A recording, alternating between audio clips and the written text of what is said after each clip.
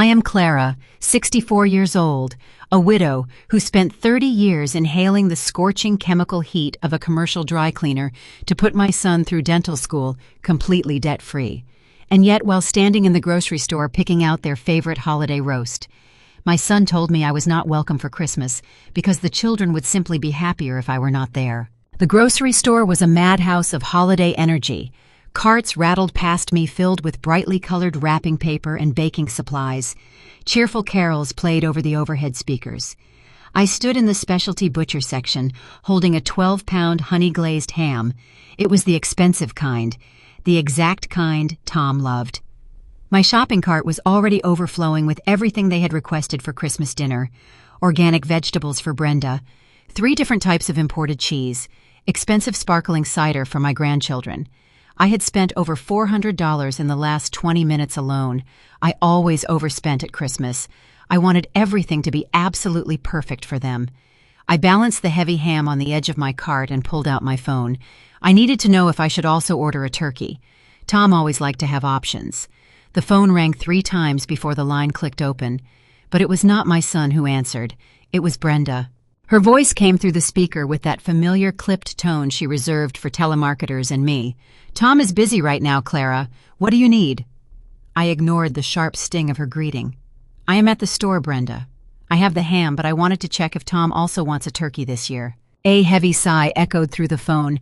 I could hear the clinking of wine glasses in the background of their beautiful home, the home my money had helped them purchase.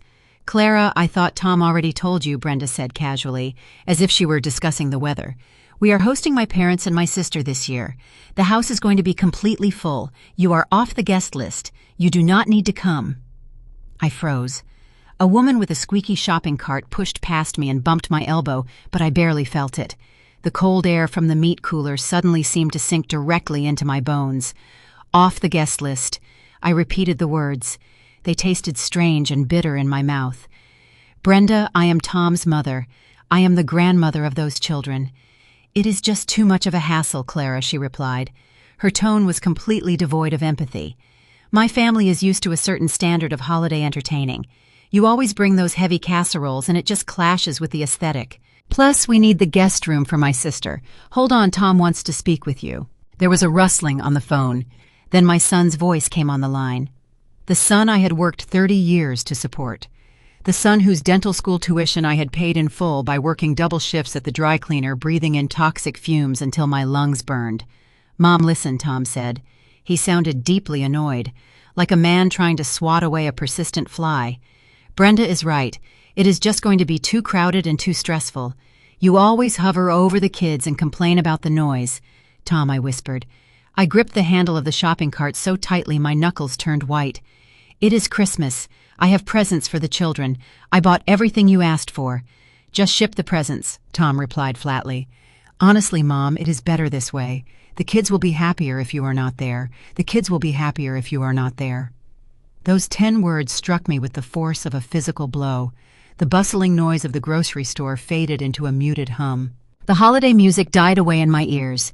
I stood there staring blindly at the expensive honey-glazed ham resting in my cart. 30 years of my life flashed before my eyes, the brutal burns on my forearms from the commercial presses, the aching joints that kept me awake at night, the vacations I never took, the clothes I never bought for myself. I did it all so Tom could have the best of everything. I sacrificed my own youth so he could grow up to live in a mansion and tell his mother that her very presence made her own grandchildren unhappy. He waited on the other end of the line for me to cry. I knew he was bracing for a guilt trip. I knew Brenda was standing right next to him, waiting to roll her eyes at my tears. But the tears did not come. Instead, a profound and terrifying coldness washed over my entire body. The warm and loving mother who had walked into that grocery store simply ceased to exist. In her place stood a woman who suddenly saw the brutal reality of her life with absolute clarity. I had been erased. I was nothing to them but an open wallet and a lingering annoyance. "Fine," I said. My voice was completely steady. It did not shake. It did not waver. I did not ask for an explanation. I did not beg to see my grandchildren. "Fine," Tom asked. He sounded genuinely surprised. He had expected a fight. He had expected me to plead. "Yes, Tom, fine. Have a wonderful Christmas." I ended the call. I dropped my phone into my purse. I looked down at the $400 worth of luxury groceries sitting in my cart. Groceries bought for a family that had just discarded me like garbage.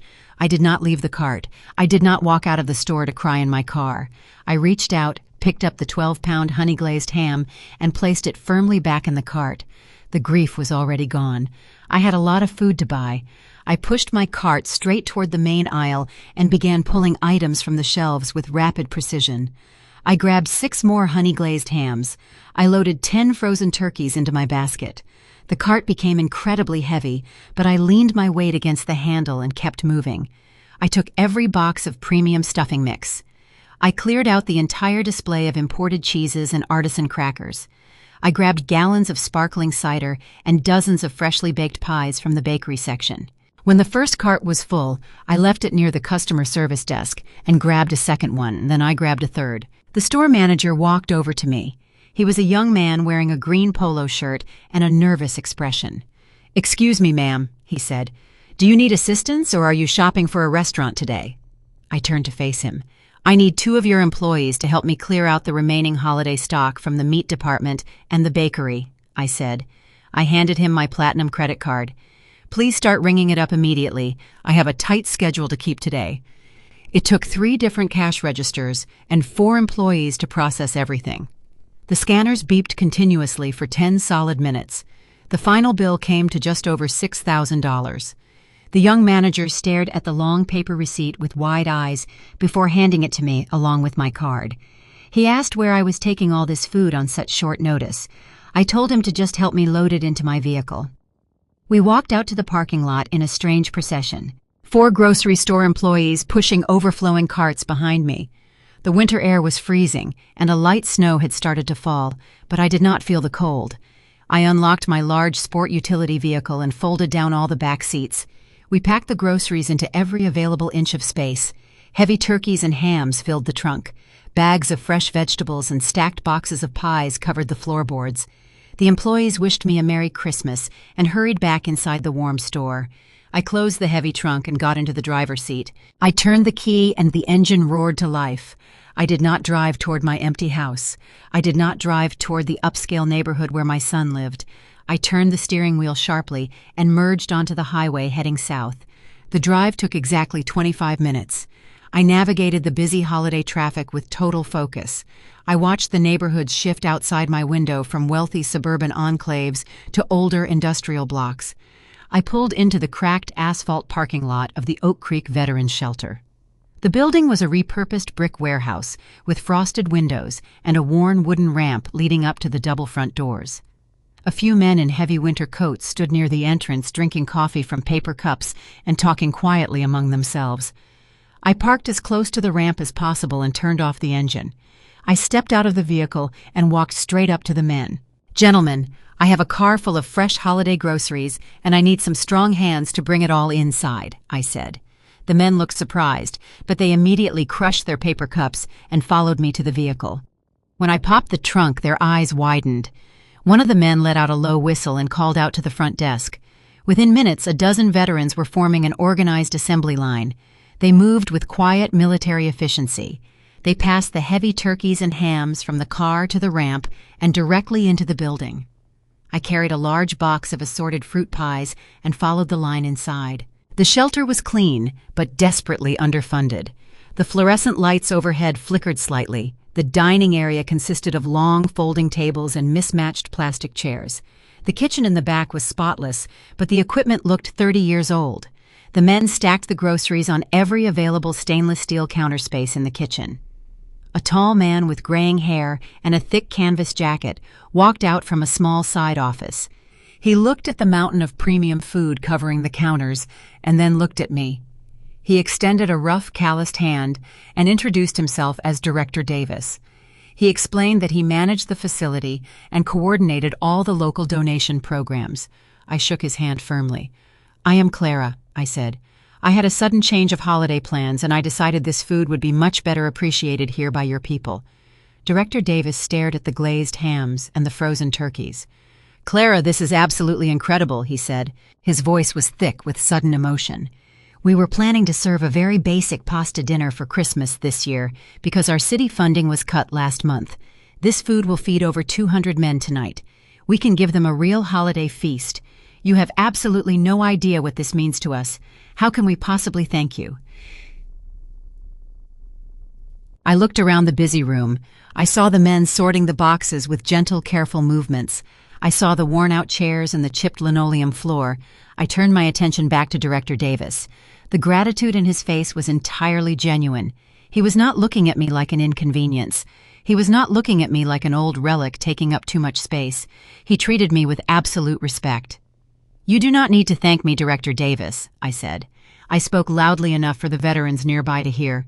"But I do have a question for you. I need you to give me a very honest answer right now." He stood up straighter and nodded. "Anything, Clara. What do you want to know?" I stepped closer to him. I kept my voice perfectly level. I maintained steady, unwavering eye contact. "What is the absolute largest financial donation this facility has ever received?" He blinked. He looked taken aback by the serious question. He rubbed his chin and thought for a moment before answering. 5 years ago, a local business owner left us a check for $50,000, he answered. It kept our doors open through a very terrible winter season. It was the most generous gift we have ever seen in the entire history of this shelter. Why do you ask? I did not smile. I did not blink. I looked past him at the flickering lights and the aging appliances. I kept my gaze locked on his face. My mind was calculating the exact value of my commercial real estate lot and the balance of my liquid savings accounts. "Well, Director Davis," I replied, "you should probably let your bank know that a significant transfer will be arriving before Christmas." I walked out through the double doors down the worn wooden ramp and back to my empty vehicle. For a moment I sat behind the wheel looking at the shelter. I did not need to call Harrison to begin protecting myself. That work had already been done. I had one final call to make to him now, and one final decision about what I wanted my money to accomplish. I pulled my cell phone from my coat pocket and placed it on the passenger seat. I merged onto the highway, heading back toward my own neighborhood. The heavy winter snow began to fall faster against my windshield. The rhythmic sweeping of the wiper blades matched the steady pounding of my heart. As I drove away from the veterans' shelter, the final blinders I had worn for the past 12 months completely fell away. I realized this brutal exclusion from Christmas dinner was not a sudden, spontaneous decision. It was the grand finale of a slow and highly calculated campaign that had been building since last January. Tom and Brenda had not woken up today and simply decided they wanted me gone. They had spent an entire year methodically dismantling my role as a mother and replacing it with the status of a tolerated nuisance. My hands gripped the leather steering wheel as I remembered a specific Sunday dinner in early April. I had driven to their sprawling 6-bedroom estate in the exclusive Northern Hills. I brought a freshly baked cherry pie and a roasted chicken. I wore my favorite wool cardigan and a pair of comfortable dark slacks. I had spent the entire weekend doing inventory at my commercial dry cleaning plant, and I was physically exhausted, but I desperately wanted to see my grandchildren. When I walked through their towering custom oak front door, Brenda did not greet me with a hug. She stepped backward on the imported marble floor and wrinkled her nose. She raised her manicured hand and waved it rapidly in front of her face, as if she were clearing away a thick cloud of toxic black smoke. "Clara, please tell me you did not come straight from that dreadful shop," Brenda said. She stood in the grand entryway wearing a pristine white cashmere sweater set. She crossed her arms tightly over her chest. "The smell is absolutely overpowering today. It smells like hot iron and chemical solvent." I stood on the expensive rug holding my warm cherry pie in both hands. "I showered twice before I came, Brenda," I replied quietly. "I scrubbed my arms, and I used the lavender soap you gave me for my birthday." Brenda let out a sharp little laugh that held absolutely no humor or warmth. "Well, it is not working, Clara. You smell like pressing starch. It is seeping into my custom silk drapery right now. Please put your cardigan in the mudroom and stay out of the formal dining room until we eat. I do not want that working-class odor lingering in the main living areas where my guests congregate." I looked past her shoulder into the massive vaulted living room. Tom sat in a plush leather recliner, facing a massive television screen. He wore perfectly tailored slacks and a designer watch I had helped him purchase for his dental school graduation. He was staring intensely at his smartphone. He scrolled through messages with his thumb. He did not look toward the front door. "Tom," I called out loudly, "I brought the cherry pie you always ask for." He did not raise his head from his glowing screen. He simply waved his free hand casually in the air. "Thanks, Mom," he said. His voice was entirely flat. "Just put it in the kitchen and do exactly as Brenda asks with the coat. She just had the entire house professionally deep cleaned yesterday." I walked into the mudroom and slowly took off my cardigan. I stood shivering slightly in my thin cotton blouse. I looked at the gleaming marble floors and the soaring ceilings of their luxury home. Every single brick and every luxurious fixture in this mansion had been built on the solid foundation of my pressing starch and chemical solvents. The very odors they openly despised were the exact odors of the money that paid for Tom to get his undergraduate degree and his dental school tuition without taking out a single loan. I swallowed my pride and carried the food into the kitchen. I sat quietly at the far end of the long mahogany table during dinner. Brenda casually moved the bread basket out of my reach and told the children not to touch my hands because my fingernails were permanently stained from industrial fabric dyes. I endured the insult in total silence. The memories continued to flood my mind as the highway traffic slowed to a crawl. By July, the disrespect had escalated from private snide remarks into open public humiliation. Tom and Brenda hosted a massive summer barbecue to celebrate the 4th of July. They invited dozens of other doctors and lawyers and real estate developers from their exclusive gated community. I arrived an hour early to help set up the patio. I wore a simple floral cotton sundress because the weather was over 90 degrees. I carried 3 massive glass bowls of my homemade potato salad. When Brenda saw me walking up the wide paver driveway, she jogged over and intercepted me before I could even reach the backyard gate. "Clara, what on earth are you wearing?" she hissed. She grabbed my arm hard and pulled me behind the large white catering tent out of sight. I looked down at my dress. "It is a cotton sundress, Brenda. It is incredibly hot outside today. It looks like something you dug out of a discount warehouse bin," she snapped. Her eyes darted around the yard, ensuring none of her wealthy friends could see us talking. "I have the head of the regional surgical board arriving today. I have the senior partners from the biggest law firm in the city pulling up in 10 minutes. I cannot have my mother-in-law wandering around my property looking like the hired landscaping help." I felt a hot flush of profound shame creep up my neck and spread across my cheeks. "I am your family, Brenda," I said. "I am Tom's mother. Nobody cares what kind of dress I am wearing at a backyard barbecue." "I care, Clara," she replied sharply. She pointed a long finger toward the far back corner of the sprawling yard. I set up a small plastic folding table near the children's inflatable bounce house. "I need you to go sit over there today. Keep the noisy kids entertained so they do not bother the adults. And please do not try to mingle with my important guests. You have absolutely nothing in common with these educated people. I do not want you boring them with endless stories about dry cleaning machinery and managing minimum wage factory employees." I stepped around her and looked toward the massive stone patio. Tom stood near the custom outdoor kitchen. He held a craft beer in one hand and his smartphone in the other. He was typing rapidly with both thumbs. "Tom," I shouted over the sound of the hired jazz band tuning their instruments. I walked away from Brenda and marched directly up to my son. "Tom, your wife is currently telling me to hide behind the children's bounce house because my working-class clothes are embarrassing her in front of her friends." Tom finally stopped typing and looked up from his phone. He frowned at me. He looked at my simple cotton dress and sighed heavily. "Mom, please do not start unnecessary drama today," he said. His voice was laced with deep, profound irritation. Brenda worked very hard on this party. Her friends are very sophisticated high society people. You always get easily flustered around large crowds anyway. Just go sit with the kids and let us handle the entertaining. It is better for everyone involved." He immediately looked back down at his phone screen. He tapped an icon and started scrolling again. He did not defend me. He did not tell his wife she was being terribly cruel. He simply dismissed my presence as if I were a stray dog begging for scraps at his expensive table. I walked over to the small plastic table near the bounce house and sat there for 4 straight hours. I watched the wealthy guests eat the expensive catered food my life savings had helped secure. I watched my son laugh and clink glasses with men who had never worked a single day of physical labor in their entire lives. I listened as Brenda told a group of women that Tom came from a very humble background, but had thankfully managed to overcome his embarrassing roots. I sat in silent complicity because I genuinely thought that was what a good mother did. I pressed the brake pedal as a snowplow moved in front of me on the highway. The month of October was when the insults finally lost all remaining pretense of subtlety. I had taken a rare Tuesday afternoon off from the dry cleaner to visit Tom at his orthodontic clinic. I brought a large box of fresh artisan pastries for his staff. I walked into the sleek, modern waiting room with its glass walls and white leather sofas.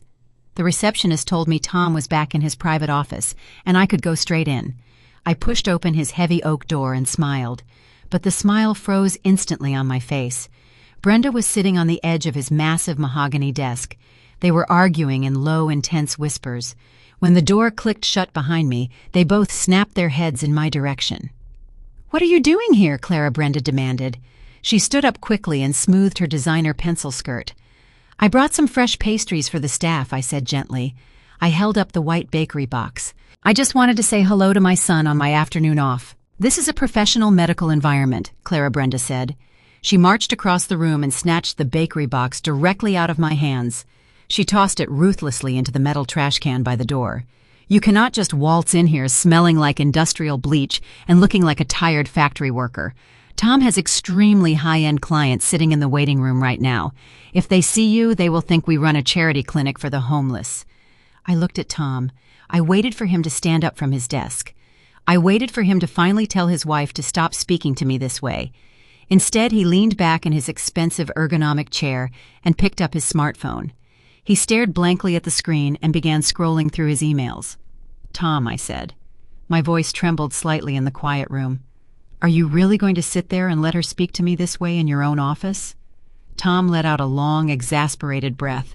He did not raise his eyes to meet mine. "Mom, Brenda is absolutely right. You cannot just drop in here unannounced in the middle of the workday. You look completely disheveled. Your shoes are heavily scuffed and your hair is a mess. You are projecting the entirely wrong image for my brand." My brand. He did not say my practice. He did not say my family. He said my brand. I stood in his immaculate office and looked at his perfectly polished Italian leather shoes. I looked at the expensive modern artwork hanging on his walls. I looked at the woman standing next to him wearing a diamond necklace that cost more than my first 2 vehicles combined. "I paid for this brand," I said quietly. The words slipped out of my mouth before I could stop them. "I paid for your undergraduate degree, Tom. I paid for your dental school. I paid the massive down payment on your first house, and I paid the required commercial deposit on this very office space." Brenda let out a sharp, cruel laugh. "Oh, please, Clara," she sneered. "Do not act like you are some grand, generous benefactor. You ran a dirty little laundromat. You washed other people's dirty clothes for a living. Tom built this massive empire with his own pure brilliance. You just supplied some petty cash decades ago. You need to stop living in the past. You are an old woman, and you need to learn to stay in your lane." I turned to Tom one last time. My heart hammered violently against my ribs. "Tom," I pleaded, "just tell me you do not agree with the horrible things she is saying right now." Tom kept his eyes firmly locked on his smartphone. He tapped out a quick message and hit send.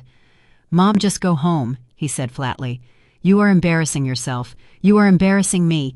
Please leave before my next important patient sees you standing here." I had driven away from Tom's clinic that day, ashamed and exhausted, but the humiliation looked different to me now.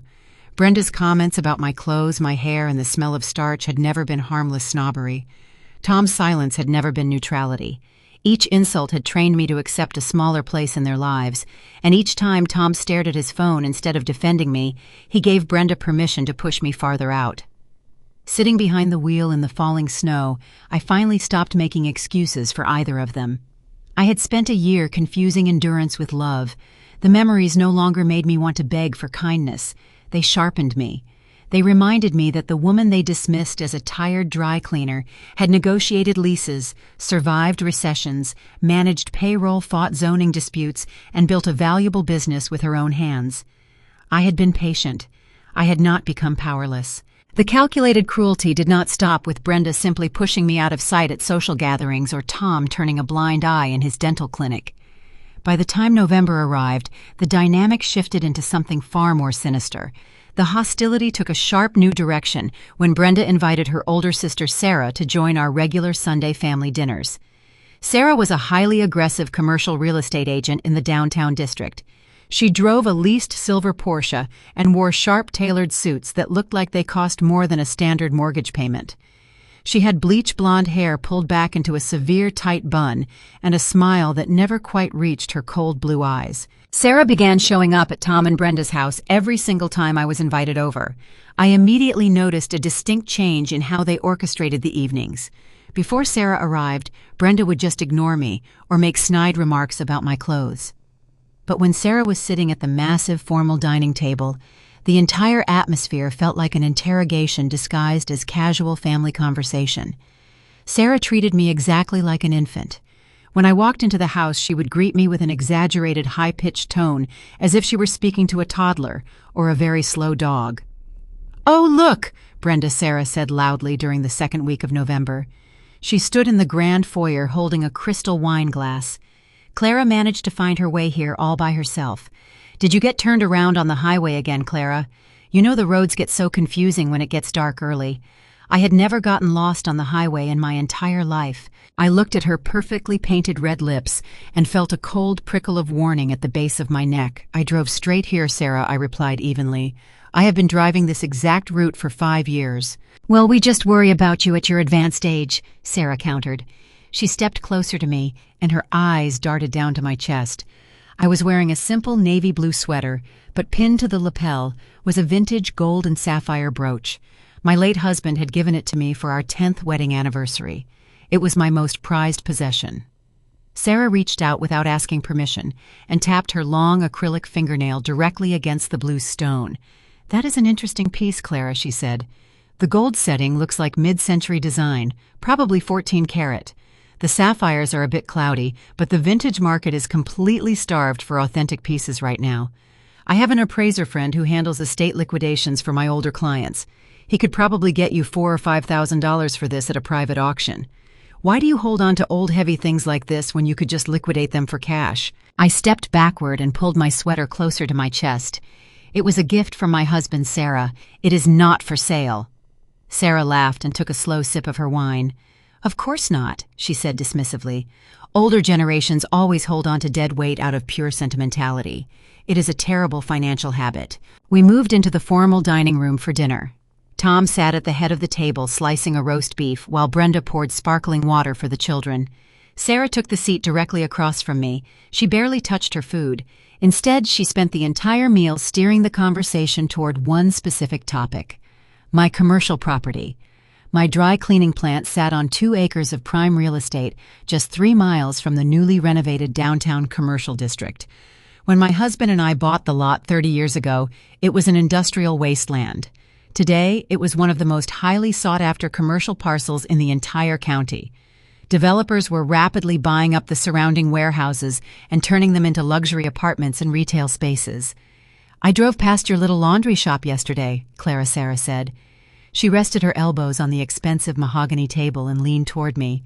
"The entire block is being rezoned for high-density mixed-use commercial development. The city just approved a massive tax incentive for builders on that exact street." "It is a dry cleaning plant, Sarah," I corrected her. "And business is very steady. I have contracts with 6 different hotel chains in the city." Sarah rolled her eyes and exchanged a knowing glance with Brenda. "Clara running a dirty factory is a dinosaur operation. It is an incredibly foolish waste of prime real estate. Do you even understand the actual current market value of that dirt? You are sitting on a gold mine, but you are treating it like a piggy bank. A sharp real estate firm could negotiate a buyout with a luxury developer and get you close to $4 million. I set my fork down on my china plate. I have no intention of selling the plant. It provides my income, and it employs 15 people who rely on me. Tom finally looked up from his plate. He pointed his steak knife at me. "Mom, you are working yourself to the bone for absolutely no reason," he said. His voice was completely devoid of actual concern. "Sarah knows the commercial market better than anyone in this state. You should really let her look at your property deeds and your zoning permits. You are making bad business decisions because you are too old to understand the shifting economy." I looked at my son. I looked at the dark circles under his eyes and the tense, rigid set of his jaw. He had been grinding his teeth heavily. I noticed his hands were trembling slightly as he cut his meat. "I understand the economy perfectly well, Tom," I said calmly. "I balance my own ledgers every single Friday night." This was when the psychological attacks took a sharp, dark turn. Brenda let out a loud, dramatic sigh and dropped her cloth napkin onto the table. "Clara, you say you balance your ledgers, but you cannot even remember simple conversations we have," Brenda said. Her voice was sharp and accusatory.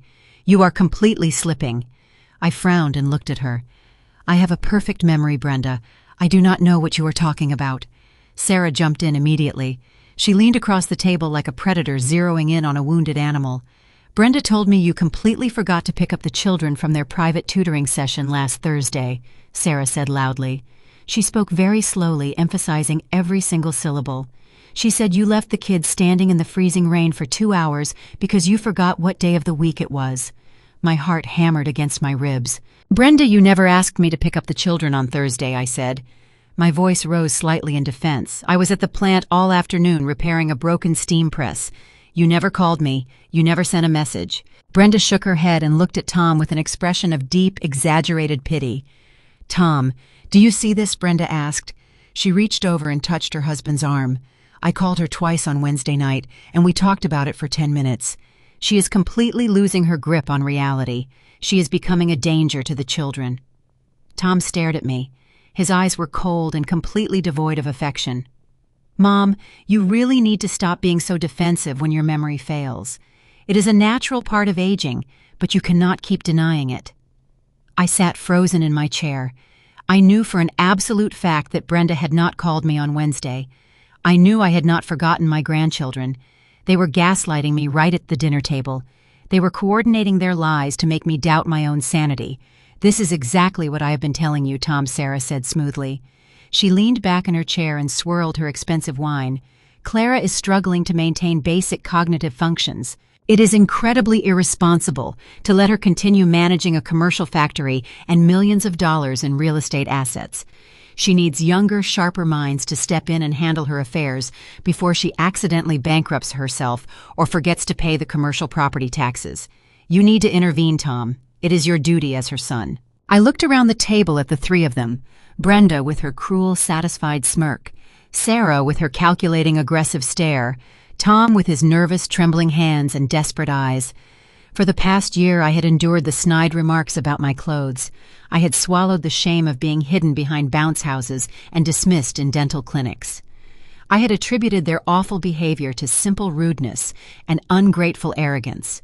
I thought they were just spoiled adults who had forgotten the value of hard work. But as I sat at that mahogany dining table listening to Sarah demand control of my commercial real estate, while Brenda completely fabricated stories about my memory, my sharp business instincts violently kicked in. I had negotiated ruthless contracts with massive hotel chains. I had navigated brutal zoning disputes with aggressive city planners. I knew exactly what a hostile takeover looked like when it was forming. They were not just being rude. They were not just embarrassed by my working-class manners. They were actively running a coordinated psychological campaign to establish a false narrative about my mental decline. They were deliberately probing for legal weaknesses. They wanted my real estate, and they were building a fabricated foundation to seize it. I did not argue with them anymore. I did not raise my voice or defend my memory. I picked up my water glass and took a slow, deliberate sip. I let the silence stretch across the table while they waited for me to cry or protest. I simply smiled a very small, polite smile. "You may be right, Sarah," I said softly. My voice was as smooth and calm as an undisturbed lake.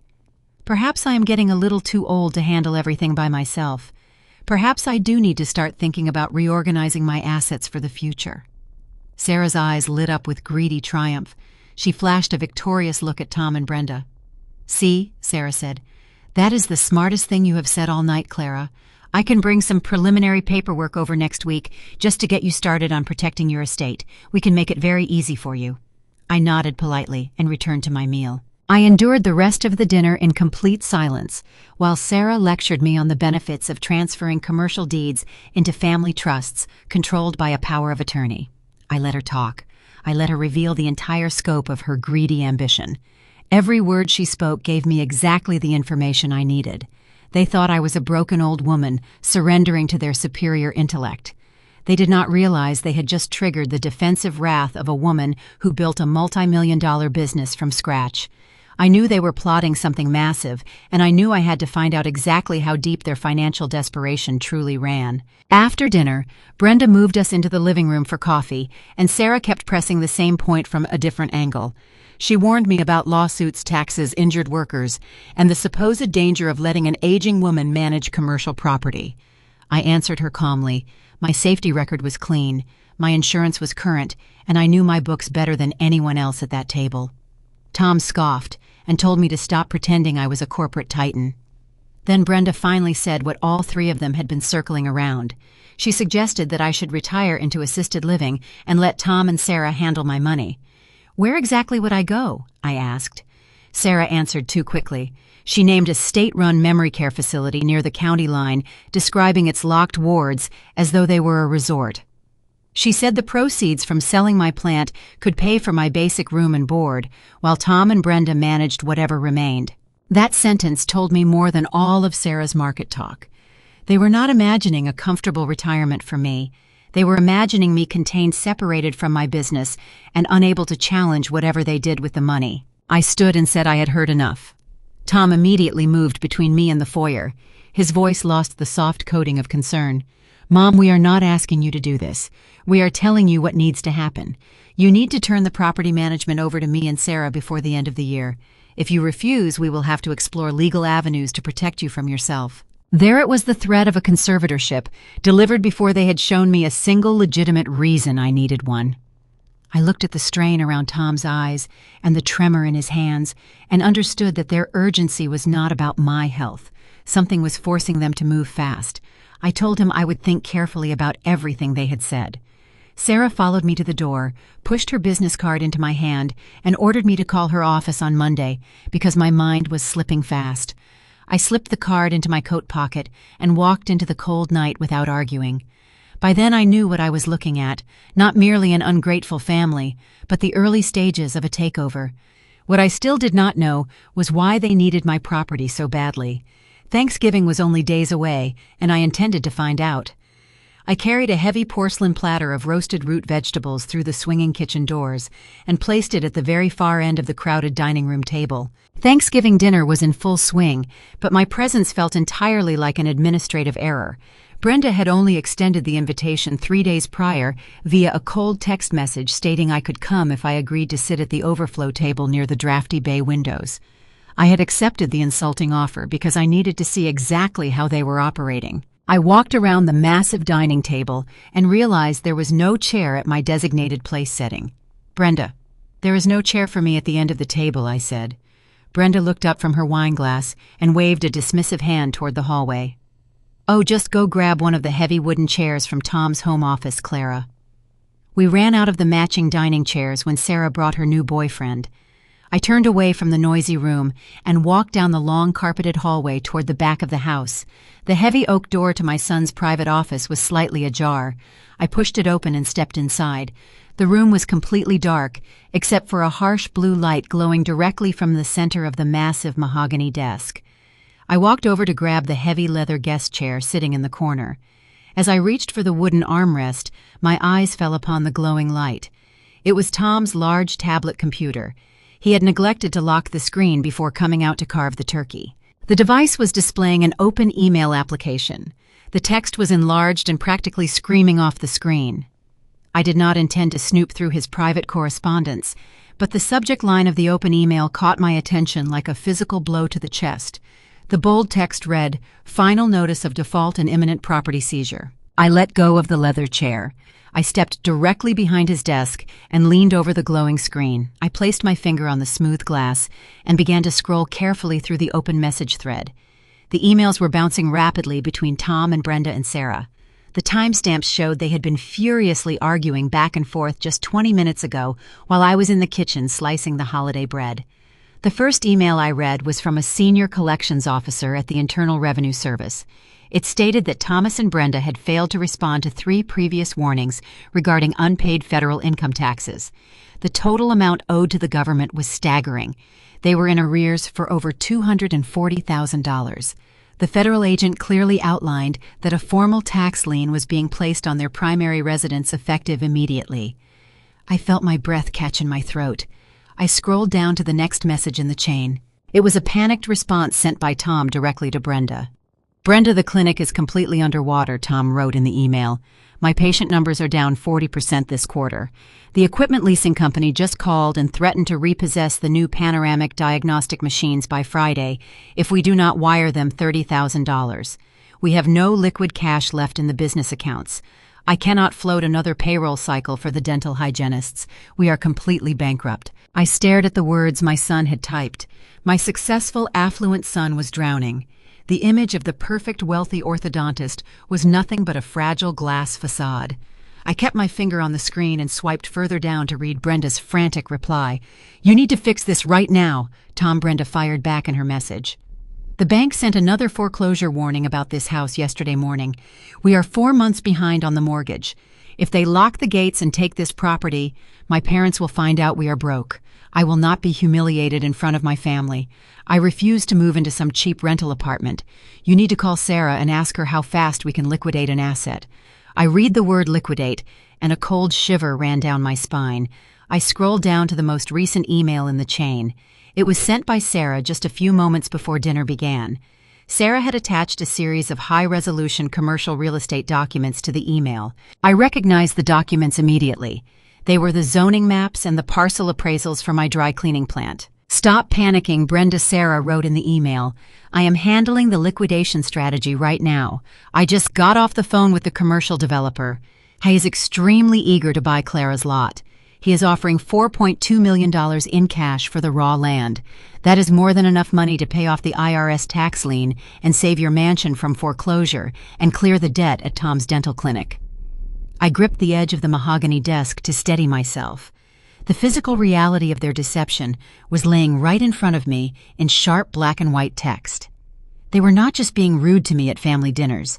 They were not just embarrassed by my working-class background.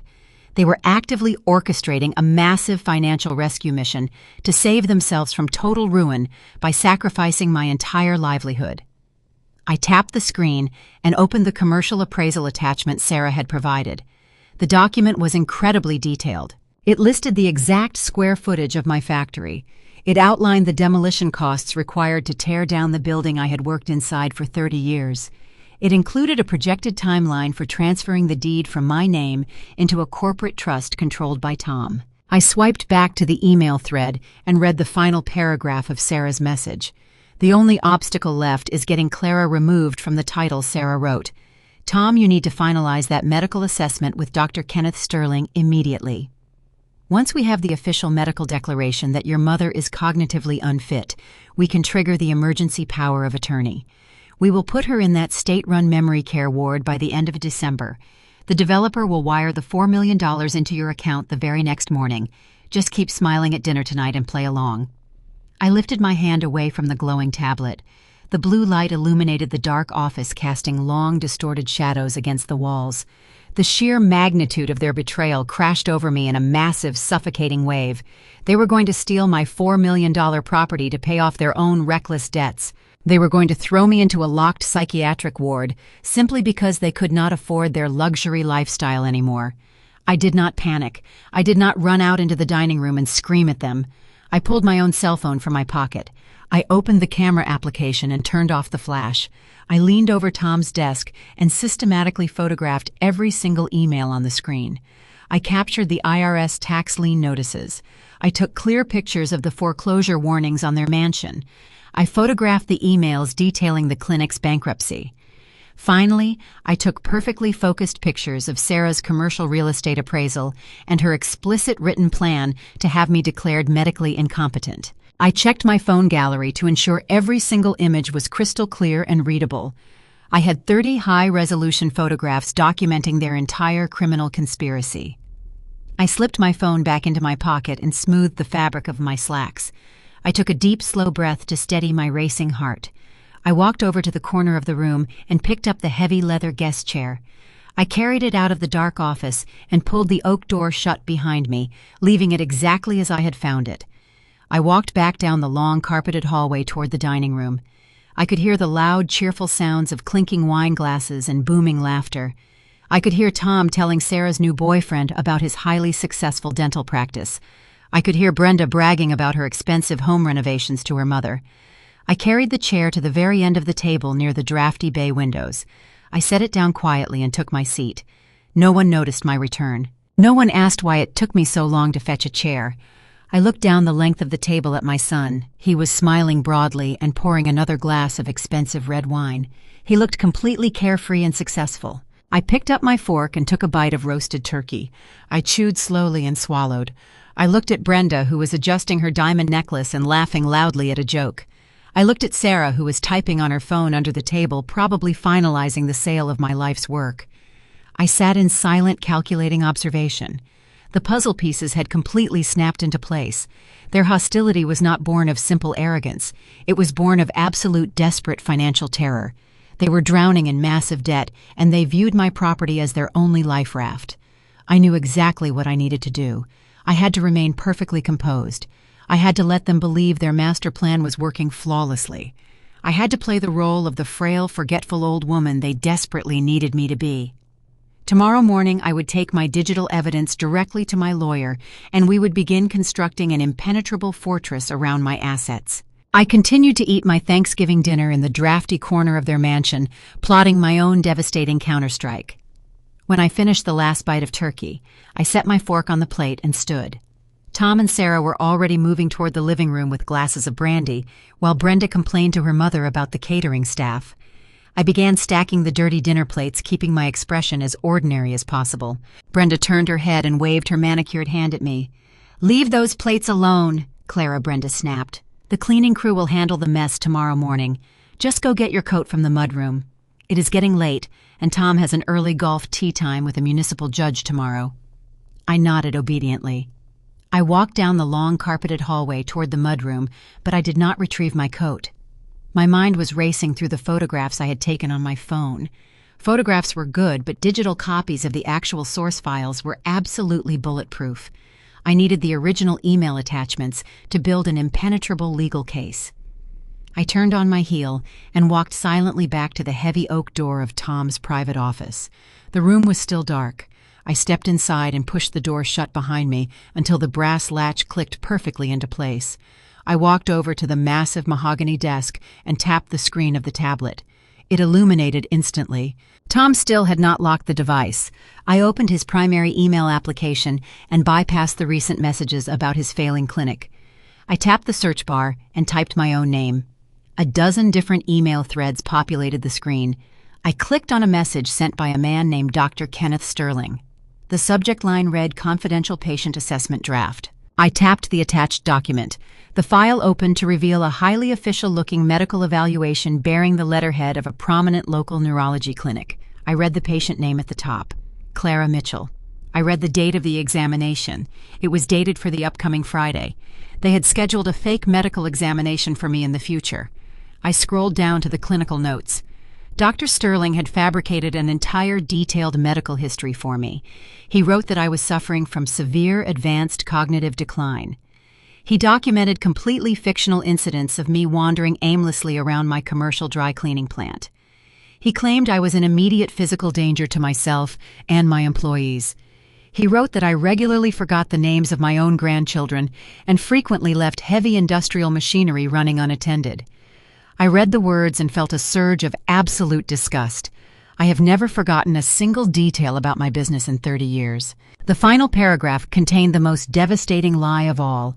It was a formal binding recommendation that I be immediately stripped of all financial and medical autonomy and placed under the direct conservatorship of my son Thomas. I tapped the forward button on the email and typed in my own private email address.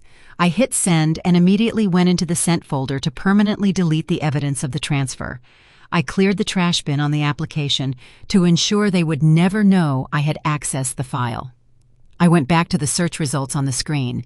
I clicked on a different email thread originating from Sarah's commercial real estate brokerage. The attachment was a massive 50-page legal document. I opened it and zoomed in on the very first page. It was a binding commercial sales contract between my dry cleaning business and Apex Commercial Development. Sarah had already filled out every single detail of the transaction. The purchase price was listed at exactly $4,200,000. I swiped the screen to read the specific buyer intentions. The developer planned to bulldoze my plant to the ground and pour concrete over the lot to build luxury condominiums. My life's work was going to be completely erased from the map. I swiped to the broker fee section. Sarah had assigned herself a predatory 7% commission fee. She was going to pocket nearly $300,000 just for facilitating the theft of my property. I scrolled to the final signature page. My name was typed under the seller section, but right below it was a designated signature line for Thomas Mitchell, acting as durable power of attorney. He was going to sign away the business I had built with my bare hands using a fraudulent medical diagnosis to bypass my legal consent. I forwarded this commercial contract to my private email and deleted the sent record just as I had done with the medical file. I moved with rapid, precise movements, making sure I left absolutely no digital footprint behind. There was one more email in the folder from Brenda. I tapped the message. It contained a link to a website and a digital brochure for a facility called Shady Pines Convalescent Center. I opened the brochure and stared at the images on the screen. It was not a luxury retirement community. It was a stark, gray concrete building located in the poorest county in the state. It was a state-funded Medicaid facility designed exclusively for indigent patients with absolutely no remaining assets. They were going to steal over $4 million from me, and they were not even going to spend a single dime of it on my care. They were going to abandon me in a locked county ward where I would become a permanent ward of the state. I forwarded the final email. I closed the application and pressed the power button to darken the screen. Suddenly, the heavy brass doorknob turned. The oak door swung open, and the bright hallway light spilled directly into the dark office. Brenda stood in the doorway holding a half-empty crystal glass of red wine. Her eyes darted from me to the dark mahogany desk and back to my face. "What are you doing in here?" Clara Brenda demanded. Her voice was sharp and highly suspicious. "I told you to get your coat from the mudroom. This is Tom's private workspace." I turned around and faced her. I kept my posture perfectly relaxed. I did not let a single ounce of my burning rage show on my face. "I was just looking for a pen, Brenda," I said smoothly. I wanted to write down the recipe for the roasted root vegetables before I left. I know Sarah mentioned she liked them during dinner. Brenda sneered and took a sip of her expensive wine. "Sarah was just being polite, Clara. Nobody actually wants your outdated recipes. Now please get out of this office immediately. Tom keeps highly sensitive patient files in here, and we cannot have you rummaging through his professional things. You are completely violating our privacy." I nodded politely and walked past her into the bright hallway. "Of course, Brenda," I replied. "I respect your privacy completely. I will go get my coat right now and leave you to your evening." I walked into the mudroom and retrieved my heavy wool cardigan. I let myself out the front door without saying goodbye to Tom or Sarah. The freezing November air hit my face the second I stepped onto the porch, but I welcomed the sharp, biting cold. It cleared my mind entirely. I walked down the long paved driveway and got into my sport utility vehicle. I locked the doors and started the engine. I did not drive to my residential home.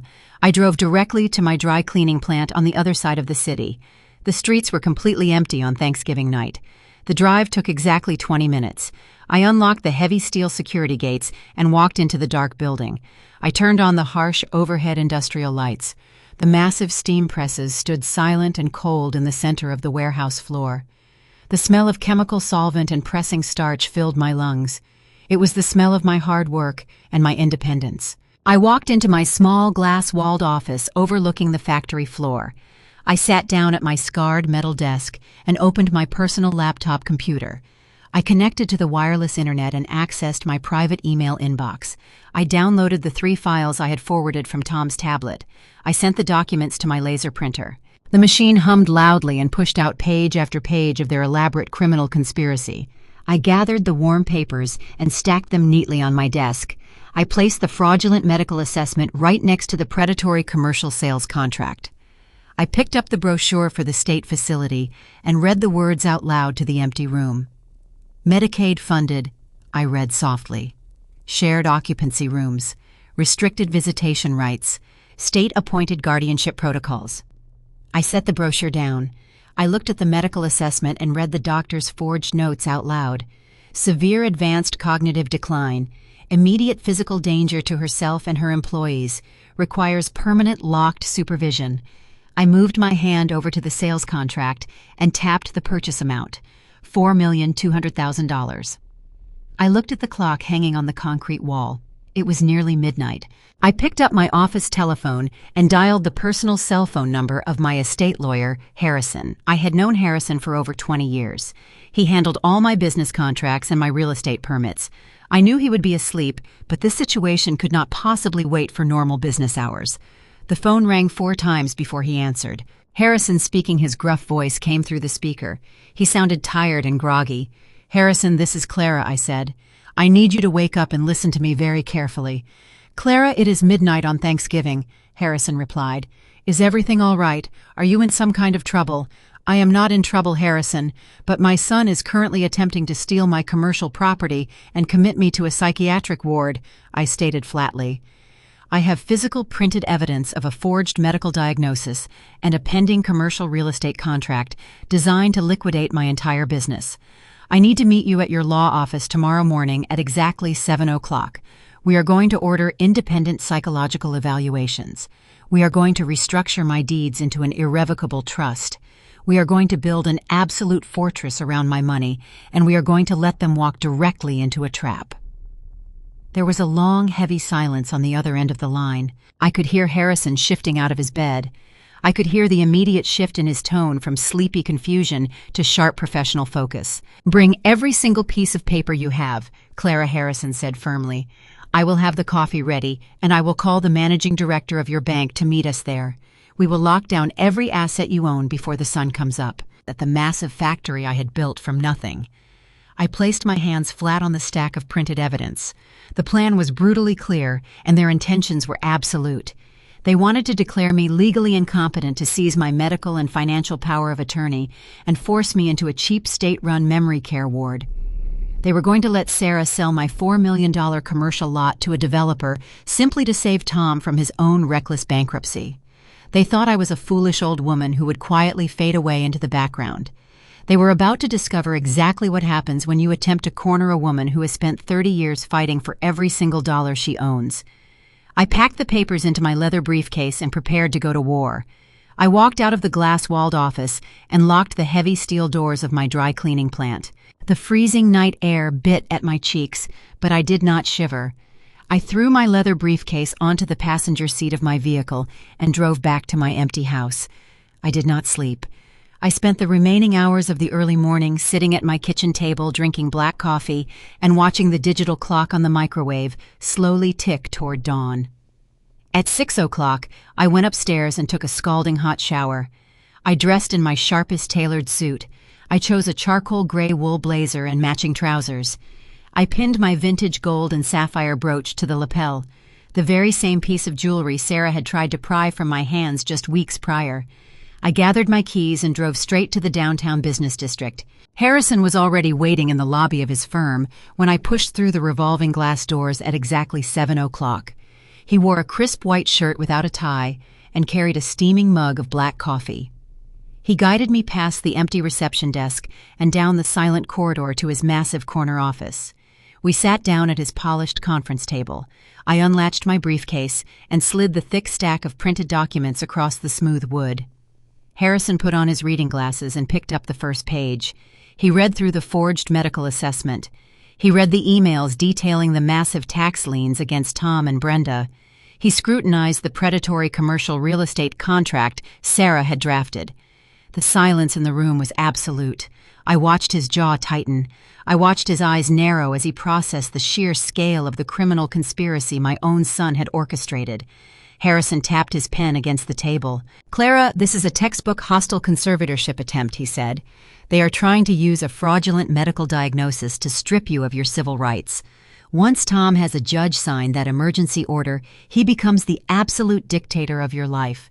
He can legally sell your business. He can drain your bank accounts. He can force you into that state-run facility, and you would not have the legal standing to hire a lawyer to fight back." "I am not going into a facility, Harrison," I replied. "I am going to destroy their plan completely. We need to strike first," he said. "We have to completely invalidate their fake doctor before they even submit his assessment to a judge. I need you to undergo the most rigorous cognitive testing available in this state. I want independent verified proof from top-tier medical professionals that your brain is functioning flawlessly." Harrison picked up his desk phone. He possessed a ruthlessly efficient network in the city. Within 20 minutes, he had completely bypassed normal scheduling protocols and secured 3 emergency appointments with the most respected neurological and psychological specialists in the region. At 9 o'clock, I walked into the sprawling university hospital complex. I met with Dr. Reynolds, who served as the chief of neurology. He conducted an exhaustive physical and neurological examination. He tested my motor functions and my nerve responses. He ordered a comprehensive magnetic resonance imaging scan of my brain.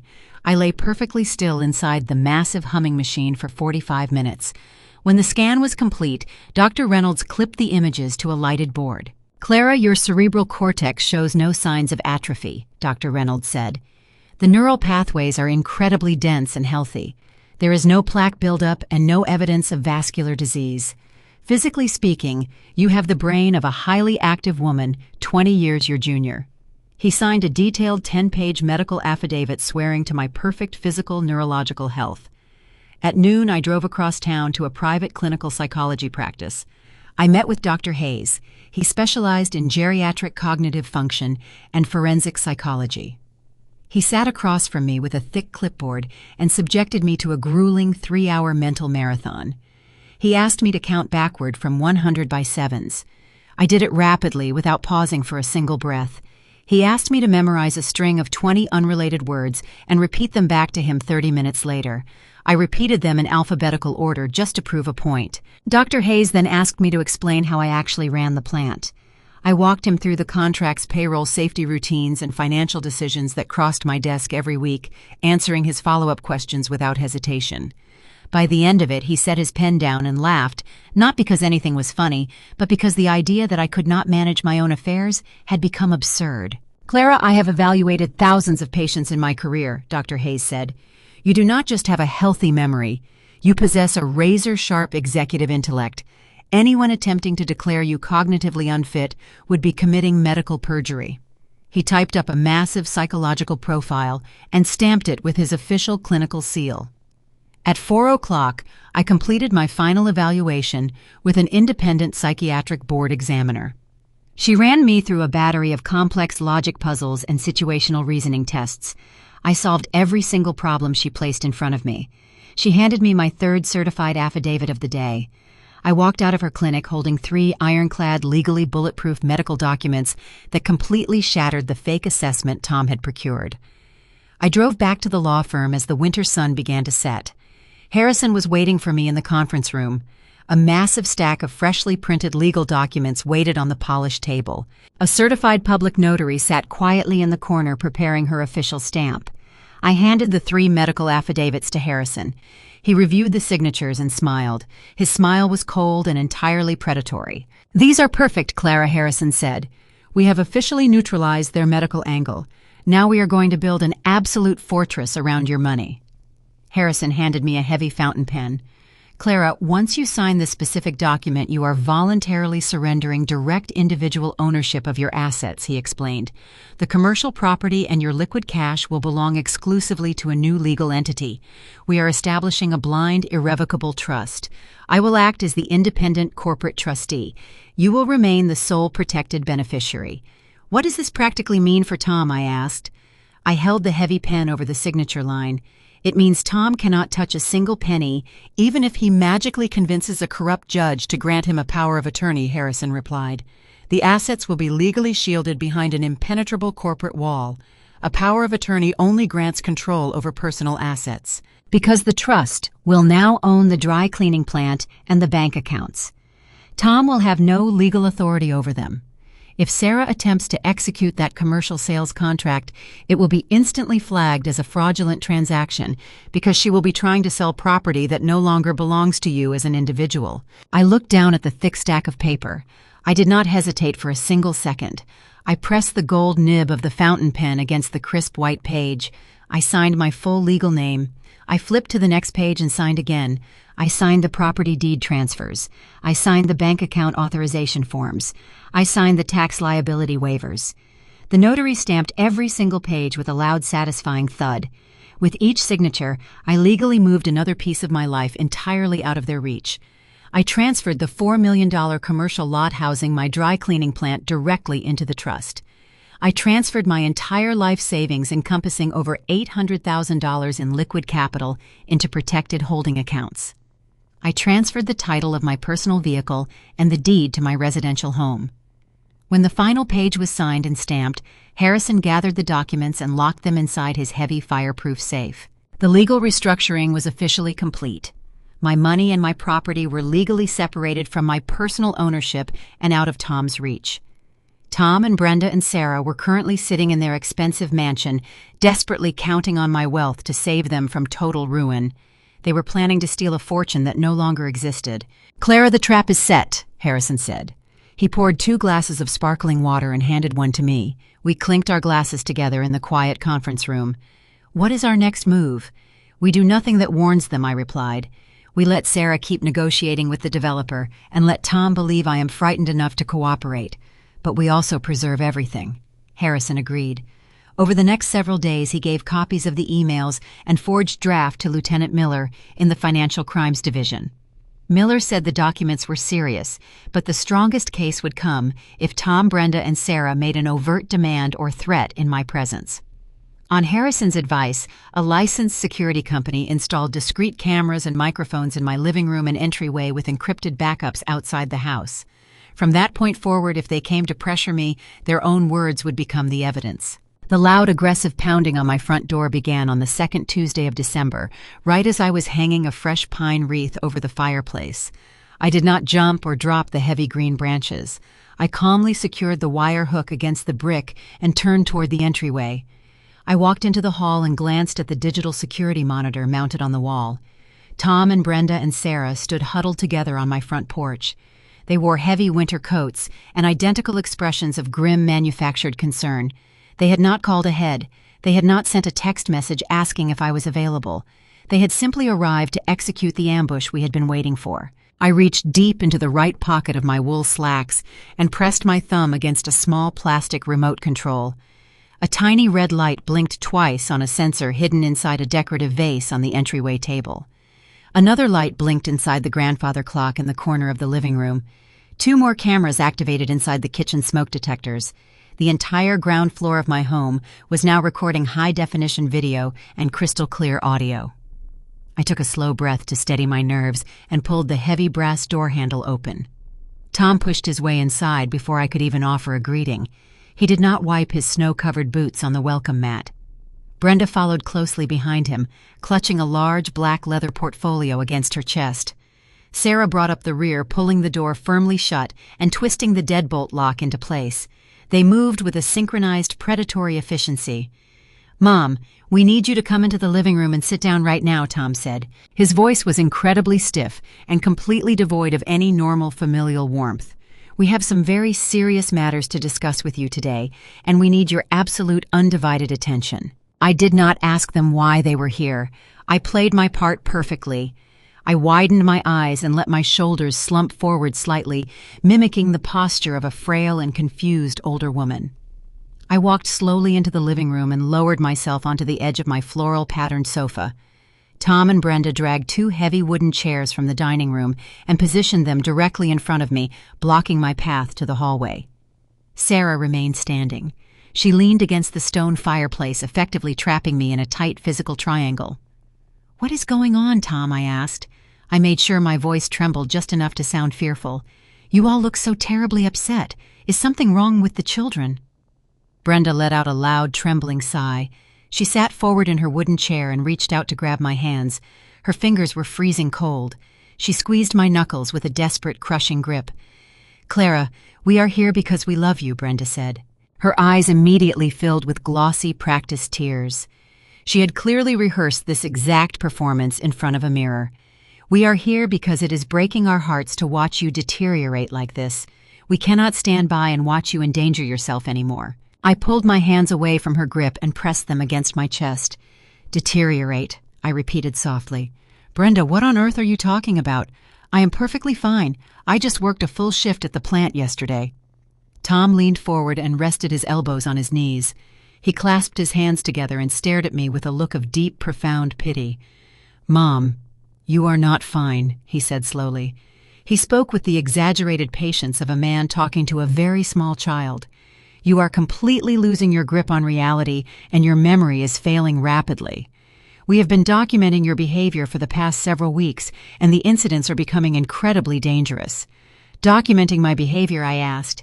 I looked around the room at the three of them. "What incidents, Tom? Tell me what you think I have done." Brenda opened the black leather portfolio on her lap and pulled out a thick stack of lined notebook paper. "Clara, last Tuesday, I came over here to drop off a holiday catalog," she read from the paper. "I walked into your kitchen and you had left all 4 burners on your gas stove completely wide open. There were no pots on the stove. The flames were just burning, and the entire house smelled like toxic gas. You were sitting in the living room staring at a blank television screen. I had to rush in and turn the stove off before the house exploded." I stared at her face. The lie was easy to disprove. I had spent that entire Tuesday at the plant. Employee time records, delivery logs, and the building security system placed me there from early morning until after dark. I did not correct Brenda. I wanted her to keep talking while the cameras recorded every invented detail. "Brenda, I do not remember leaving the stove on," I said quietly. "Why did you not tell me about this when it happened? Why did you not say something to me right then? You were completely unresponsive." Clara, Brenda fired back without missing a single beat. She wiped a fake tear from her cheek. "You looked right at me and called me by your sister's name. You thought I was Aunt Martha. You asked me why I was not wearing my uniform. You were completely delirious." Sarah stepped forward from the fireplace and crossed her arms over her expensive tailored suit. "And that is not an isolated incident," Sarah added smoothly. She projected the commanding tone of a sharp legal authority. "Tom received a very disturbing phone call from one of your neighbors on Thursday night. They found you wandering down Elm Street in the freezing cold wearing nothing but your nightgown and slippers. You were knocking on random doors asking people where your husband went. Your husband has been dead for a decade, Clara." I looked at Tom. I let a look of absolute horror wash over my face. "Tom, who told you that I demanded? Which neighbor called you and said such a terrible thing?" Tom shifted uncomfortably in his chair, but his eyes remained cold and locked on to mine. "It was Mr. Henderson," Tom stated firmly. "He saw you wandering around midnight. He had to gently guide you back to your front porch. He called me the next morning because he was terrified you were going to wander into traffic and get yourself killed." I kept my expression perfectly terrified, but inside my mind I was laughing with a dark, triumphant satisfaction. Mr. Henderson had passed away from a sudden heart attack 2 full years ago. Tom was so disconnected from my daily life he had completely forgotten my next-door neighbor was dead. He was inventing a phantom witness out of thin air and broadcasting his absolute perjury directly into my high-definition recording system. "I have absolutely no memory of wandering outside, Tom," I whispered. I let my voice crack on the final word. "I swear to you I have been sleeping in my bed every single night." "That is exactly the problem, Mom," Tom said. He reached over and took the black portfolio from Brenda's lap. He pulled out a crisp white document bearing the official blue logo of a prominent neurology clinic. "You do not remember these dangerous episodes because your brain is actively failing. You are suffering from severe progressive dementia." He held the document out toward me. I reached out with a trembling hand and took the paper. It was the exact same fraudulent medical assessment I had secretly photographed in his office on Thanksgiving night. I looked down at the forged signature of Dr. Kenneth Sterling. I read the fabricated clinical notes detailing my supposed cognitive collapse. "Tom, I do not understand this," I said. I looked up from the paper with wide, fearful eyes. "I have never even met a Dr. Kenneth Sterling. I have never been to this clinic. How can he possibly write a report about my brain when he has never examined me?" Tom did not even blink. He delivered his next lie with a chilling, flawless precision. "Mom, Dr. Sterling came to the house last month under the guise of being a new commercial real estate client," Tom said smoothly. "Sarah brought him over to look at your property deeds. He is a specialized geriatric neurologist. He conducted a full covert observational assessment while you were talking about your dry cleaning business. He noted your extreme confusion and your massive memory gaps. He certified this diagnosis based on his direct professional interaction with you. I looked at Sarah. She nodded solemnly and adjusted the collar of her expensive blazer. "It is true," Sarah said. Her voice dripped with an artificial, suffocating sympathy. "We had to trick you into the evaluation because you have been incredibly hostile and paranoid whenever we try to discuss your health. Dr. Sterling is a highly respected court-appointed physician. His clinical determination is completely binding. He stated very clearly that you are an immediate physical danger to yourself and the surrounding community." I looked down at the forged medical document again. The paper felt heavy and dirty in my hands. The level of their criminal coordination was absolutely staggering. They had drafted a fake scenario where a corrupt doctor posed as a business client to bypass the legal requirement of a formal medical examination. They had created a completely fictitious legal narrative to strip away my civil liberties. "What does this document mean, Tom?" I asked. I clutched the paper to my chest and stared at my son. "What are you trying to do to me?" Tom leaned forward until his face was just inches from mine. His expression hardened into a mask of absolute aggressive authority. "It means you are no longer legally or medically capable of running your own life, Mom," he stated brutally. "It means your commercial dry cleaning plant is a massive liability. If you wander onto the factory floor and accidentally leave a chemical valve open, you could kill dozens of people. The liability would bankrupt this entire family. We cannot allow you to destroy everything because your mind is rotting away." Brenda sniffled loudly and dabbed at her eyes with a tissue. "It is tearing our family apart to see you like this," Brenda sobbed. Her performance was incredibly convincing. "We lie awake every single night terrified that the police are going to call and tell us you burned your house to the ground or walked in front of a speeding delivery truck. We cannot live with this constant suffocating anxiety anymore. We have to take control of the situation to protect you." I looked back and forth between their perfectly composed faces. They had effectively cornered me in my own living room. They had trapped me in a tight physical triangle and flooded the space with a barrage of terrifying psychological threats. They were flawlessly executing the exact intervention strategy they had drafted in their secret emails. They truly believed I was a helpless, breaking woman, crumbling under the immense pressure of their coordinated lies. "What are you asking me to do?" I asked quietly. I let my shoulders shake just slightly. I looked down at the floor, acting completely broken and defeated. Sarah stepped away from the fireplace. She walked over to the coffee table and opened her own leather briefcase. She pulled out a thick stack of legal documents, securely bound with heavy metal clips. She placed them directly on the glass table in front of me. She pulled a heavy silver pen from her pocket and laid it gently on top of the pages. "We are not asking you to do anything," Sarah said. Her voice was cold and sharp and absolutely final. "We are offering you a choice. We have drafted a comprehensive, durable power of attorney. It immediately transfers full medical and financial authority over your entire estate to Tom. It grants me the legal right to manage and liquidate your commercial real estate properties to fund your ongoing specialized care." They believed the papers on my coffee table were the trap. They did not know the room itself was evidence. The cameras Harrison had arranged were recording their fabricated stories, the forged assessment, and every demand they made. I reached toward the silver pen, slowly giving them every reason to think I was about to surrender. I hovered my shaking fingers just an inch above the polished metal surface of the pen. I let out a ragged, desperate breath and intentionally pulled my hand back toward my chest. I pressed my knuckles against my collarbone and stared at the thick stack of legal documents resting on the glass coffee table. Tom slammed his hand down hard against the wooden armrest of his chair. The loud crack echoed through the quiet living room, causing me to flinch backward against the floral cushions. "Mom, stop playing these pathetic games," Tom ordered sharply. He leaned forward and snatched the heavy silver pen from the table. He reached across the space separating us and grabbed my right wrist. His grip was incredibly aggressive and painful. He forcefully pressed the cold metal pen directly into my palm and folded my trembling fingers around the barrel. "You are going to sign the durable power of attorney right now. You are going to put your legal signature on the bottom line of every single page in this portfolio, and you are going to let us take over your life. We have already wasted an entire hour listening to your nonsensical excuses." I glanced at the top page. The document would hand Tom broad medical and financial authority while giving Sarah control over the commercial sale. Sarah pointed at the signature line and told me that once I signed, they would handle the business, the accounts, and every decision about where I lived. She spoke as if stripping me of autonomy were a favor. I let my grip loosen. The heavy silver pens slipped from my fingers and hit the glass coffee table with a loud, sharp clatter.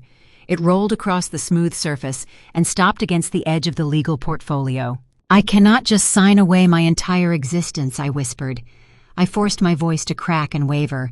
I built that dry cleaning business from absolutely nothing. I stood in front of those scorching chemical presses for 30 years to build a life for my family. You are sitting in my living room demanding I give up everything I own in a single afternoon. Tom stood up abruptly from his wooden dining chair. He kicked the chair backward so hard it scraped loudly against the hardwood floor. He towered over me, crossing his arms tightly over his broad chest. He looked down at me with an expression of absolute disgust. He was completely dropping the fake concern he had worn when he first walked through my front door. He was moving directly into raw, brutal extortion. "Listen to me very carefully," Tom said slowly. He emphasized every single syllable to ensure I understood the exact magnitude of his threat. "I am currently holding a certified, authorized medical document from Dr. Kenneth Sterling. It states clearly and legally that you have severe advanced dementia and you are an active physical danger to society. I am giving you a very simple choice today. You will pick up that pen and you will sign over your medical and financial rights to me and Sarah right now. If you refuse to sign these papers, I will turn around, I will leave this house, and I will drive straight to the county courthouse." I shrank back against the corner of the sofa and pulled my knees tightly together. "What will you do at the courthouse, Tom?" I asked quietly. "I will take Sterling's assessment to court today," Tom said. "I will swear that you are refusing necessary care and that you are dangerous to yourself. If you make me do it, I will ask for an emergency commitment order. By Friday, deputies can come here and remove you. You can sign now and let us handle this quietly, or you can force me to have you taken to a locked ward." I let out a loud, dramatic gasp and covered my mouth with both of my trembling hands. "You would not do that to your own mother," I cried out. I let real tears form in the corners of my eyes to sell the performance. "You would not have me dragged away by the police like a common criminal." Sarah leaned over the table and reinforced the threat. She told me that once I was committed, I would have no practical control over my home or business and might never see my grandchildren again. I covered my face and let my shoulders shake. Some of the tears were real, not because I believed them, but because my own son could sit in my living room and describe my confinement as a negotiating tool. Through my fingers, I begged them not to send me away. Tom's breathing changed. He thought fear had finally done what months of humiliation had not.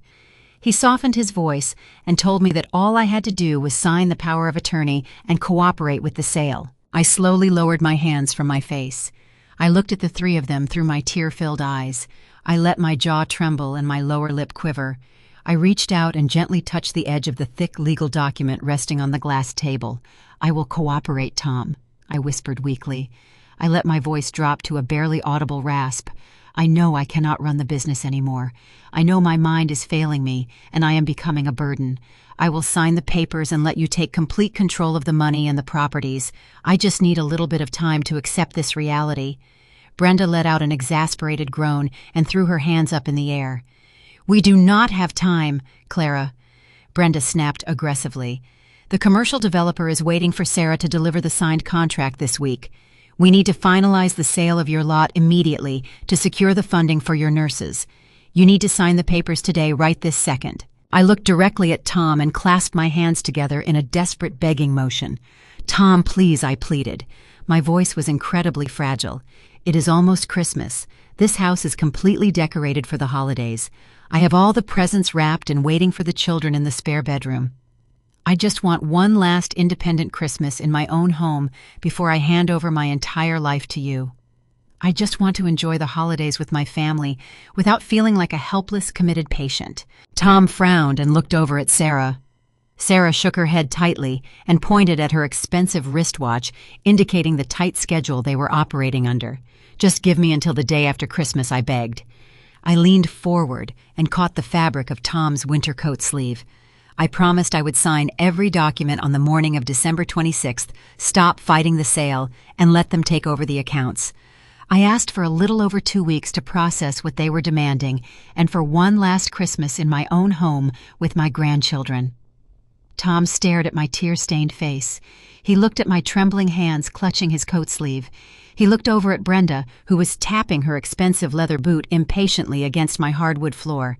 He then looked at Sarah, who was calculating the financial timeline in her head. The developer said he can hold the commercial offer open until the first week of January, Sarah noted quietly. She crossed her arms and narrowed her eyes at me. We have a very slight buffer on the transaction timeline. It will not jeopardize the sale if we wait a few weeks. Brenda sighed loudly. I do not like waiting, Brenda complained. She glared at me with absolute contempt. What if she forgets the agreement and wanders off into the snow again? What if she accidentally burns the house down before we get the signatures? I will not forget, I promised desperately. I looked back at Tom. I will sign the papers on the morning of December 26th. You have my absolute solemn word, Tom. Just let me have a normal Christmas dinner with my grandchildren first. Tom slowly pulled his coat sleeve out of my desperate grip. He sat back in his chair and smiled. It was a massive, smug, victorious smile. He truly believed he had won the absolute ultimate victory. He believed he had successfully terrified me into total submission while simultaneously securing the $4 million asset he needed to save himself from total bankruptcy and foreclosure. All right, Mom, Tom said smoothly. His voice returned to that sickeningly fake tone of gentle concern he had used when he first arrived. Because I love you, and because I want you to feel comfortable with this major life transition, I will give you a few weeks to process everything. We will hold off on filing the medical assessment with the county courts. You can have your independent Christmas. Thank you, Tom, I whispered. I kept my head bowed in total submission. Thank you so much. I will bring the children their presents on Christmas Day. But understand this, Sarah interrupted sharply. She leaned down and tapped the glass table with her knuckle. We will be back at this exact house on the morning of December 26th. You will have a pen in your hand and you will sign these exact documents. If you try to delay us again, or if you try to back out of this agreement, we will execute the emergency psychiatric hold immediately. There will be no more extensions and no more discussions. I understand completely, Sarah, I replied softly. I kept my eyes focused on the floor. Tom and Brenda and Sarah stood up from their chairs. They did not offer to help me up from the sofa. They did not offer a comforting hug or a kind word. They simply buttoned their heavy winter coats and walked toward the front hallway. Tom left the thick stack of legal documents and the heavy silver pen sitting directly on my glass coffee table as a dark, silent reminder of his brutal ultimatum. I stayed seated on the sofa and listened as they unlocked the front door and walked out onto the snowy porch. I listened as the heavy brass door clicked shut behind them. I waited exactly 2 full minutes listening to the sound of their luxury vehicles starting in my driveway and driving away down the quiet street. When the house was completely silent, I stopped crying. My shoulders went still. I wiped my cheeks, stood upright, and looked at the tiny lens hidden in the smoke detector. They had just recorded their own extortion attempt in my living room. More important, I had bought myself a little over 2 weeks without another forced confrontation. That was enough time for Harrison, Lieutenant Miller, and me to finish preparing the case. For the next 2 weeks, I kept my routine deliberately ordinary. I managed the plant, paid my employees, decorated the house, and wrapped the gifts I had already bought for my grandchildren. By the morning of December 23rd, the calendar had finally caught up with the moment that opened this story. I walked into the grocery store, chose Tom's favorite honey-glazed ham, called to confirm Christmas dinner, and heard him tell me that the children would be happier if I were not there. Everything that followed in the store and at Oak Creek happened exactly as I described at the beginning. I did not return the food. I bought more and delivered it to people who would value it. After leaving the shelter, I called Harrison from the parking lot. Under the trust documents we had created, he could approve charitable distributions that did not expose the protected assets to Tom. I authorized a $250,000 gift to Oak Creek Veterans Shelter, 5 times larger than the biggest donation Director Davis had ever received. The transfer was scheduled immediately. It was not revenge money. It was money I had earned directed toward people who understood sacrifice. Then I drove home, slept without fear, and woke before dawn on Christmas Eve to a house covered in fresh snow. At 6:20 that morning, Harrison called. The Trust's title monitoring service had flagged an attempted collateral inquiry against my commercial property. Someone had tried to present Sarah's sales documents to a lender. Harrison contacted Lieutenant Miller, and both men came to my house quietly before 7. They waited in the kitchen while I made tea. We did not know whether Tom would come to me to Sarah or to the bank next. We only knew the pressure had finally reached its breaking point. The absolute silence of my house was violently shattered at exactly 7 o'clock. The noise did not start as a simple knock. It began as a chaotic, frantic hammering against the heavy oak wood of my front door. The physical force of the blows was so intense it actually rattled the glass panes in the front hallway. The brass doorknob shook furiously as someone tried to force their way inside by pulling on the locked handle. "Mom, open this door right now," Tom screamed from the front porch. His voice was raw and unhinged. "Open the door, Mom. I know you are in there." I took a slow sip of my hot chamomile tea. The warm liquid slid down my throat, soothing the morning chill. I did not rush. I set my porcelain cup down on the granite kitchen counter. I walked leisurely down the hallway toward the entryway. I glanced at the digital security monitor mounted on the wall. The high-definition camera captured a man I barely recognized. Tom was not wearing his expensive tailored Italian suits. He was not wearing his custom-polished leather shoes. He stood on my snowy porch wearing wrinkled gray sweatpants and a thin hooded sweatshirt. He had not even bothered to put on a winter coat. The freezing December wind was whipping his hair wildly across his forehead.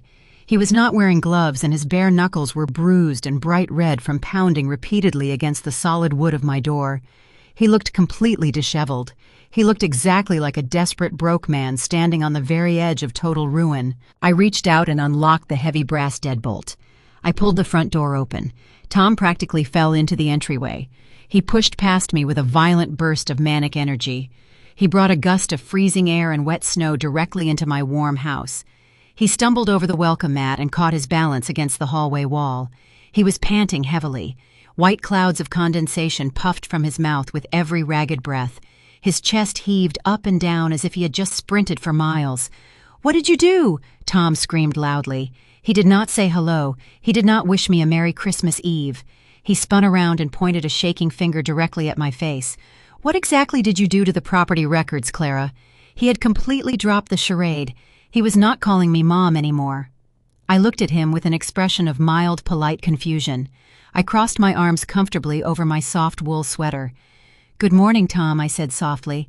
My voice was perfectly calm. I did not raise my tone a single decibel.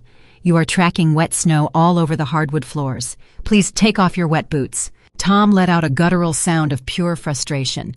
He grabbed his own hair with both hands and pulled hard. "I do not care about your floors," he roared.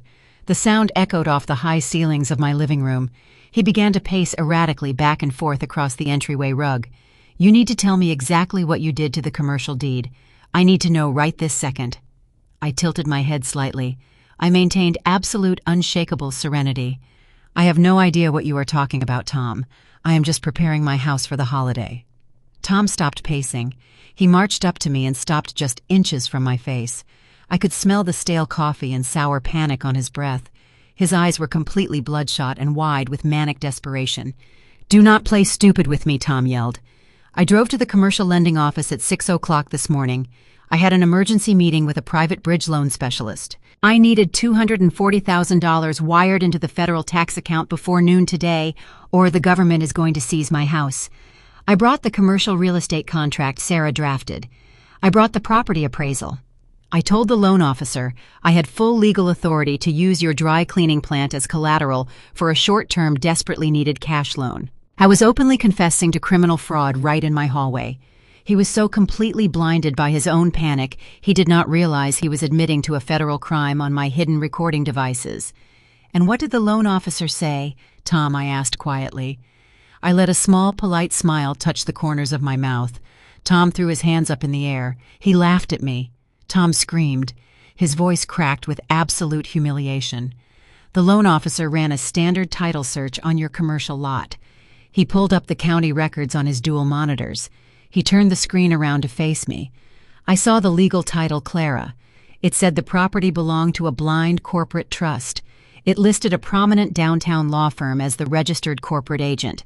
The loan officer told me the asset was locked down, so tight a federal judge could not even break it open. He asked me why I was trying to leverage property that was securely shielded by a corporate entity. Tom began pacing again. He walked into the living room and kicked a small decorative footstool out of his way, sending it tumbling across the carpet. I had to lie to him, Tom continued breathlessly. I had to tell him it was a clerical error. I had to beg him to process a smaller personal loan just to cover the dental equipment repossession. He refused. He told me my credit score was a complete disaster. He saw the IRS tax liens on my public record. He saw the missed mortgage payments. He told me the commercial asset was legally untouchable, and I was a massive liability. He ordered his security guard to escort me out of the building. I walked past him and sat down in my favorite floral armchair. I smoothed the fabric over my knees. "That sounds like a very stressful morning, Tom," I replied calmly. "You really should not try to secure loans with property you do not own. It is terrible for your blood pressure." "It gets worse," Tom yelled frantically. He grabbed his smartphone out of his sweatpants pocket. The screen was cracked. His hands were shaking so violently he could barely hold the device. When the loan officer threw me out of the building, I panicked. The clinic leasing company sent me a final repossession notice yesterday. They are coming to take all my dental equipment this afternoon if I do not pay them $30,000. I sat in my freezing car and opened my banking application. "I have your routing numbers, Clara. I tried to initiate an emergency wire transfer from your liquid savings account to cover my clinic debts." I leaned back in my armchair. I folded my hands perfectly in my lap. "You tried to steal $30,000 from my personal savings account this morning." Tom did not even deny it. He was completely unhinged. "I was going to pay it back," he screamed defensively. But the transfer bounced immediately. The banking application gave me a fatal error message. It said your routing number was completely invalid. I called the automated banking hotline. The recorded voice told me the account had been permanently closed and all the funds had been entirely drained. He marched over to the coffee table and slammed his cracked phone down onto the glass surface. He leaned over the table and glared at me with absolute hostile terror. "Where is the money, Clara?" he demanded. He slammed his fist against the glass table, causing my holiday decorations to rattle. "Where is the $800,000 from your savings accounts?" The bank portal showed a balance of exactly $0. "You drained millions of dollars in total assets and made them completely vanish into thin air.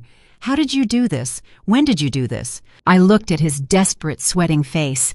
I thought about the 30 years I spent inhaling toxic chemicals to pay for the very dental degree that was currently failing him. I thought about the cruel insults Brenda had hurled at me while he stared silently at his phone. I simply reorganized my financial portfolio.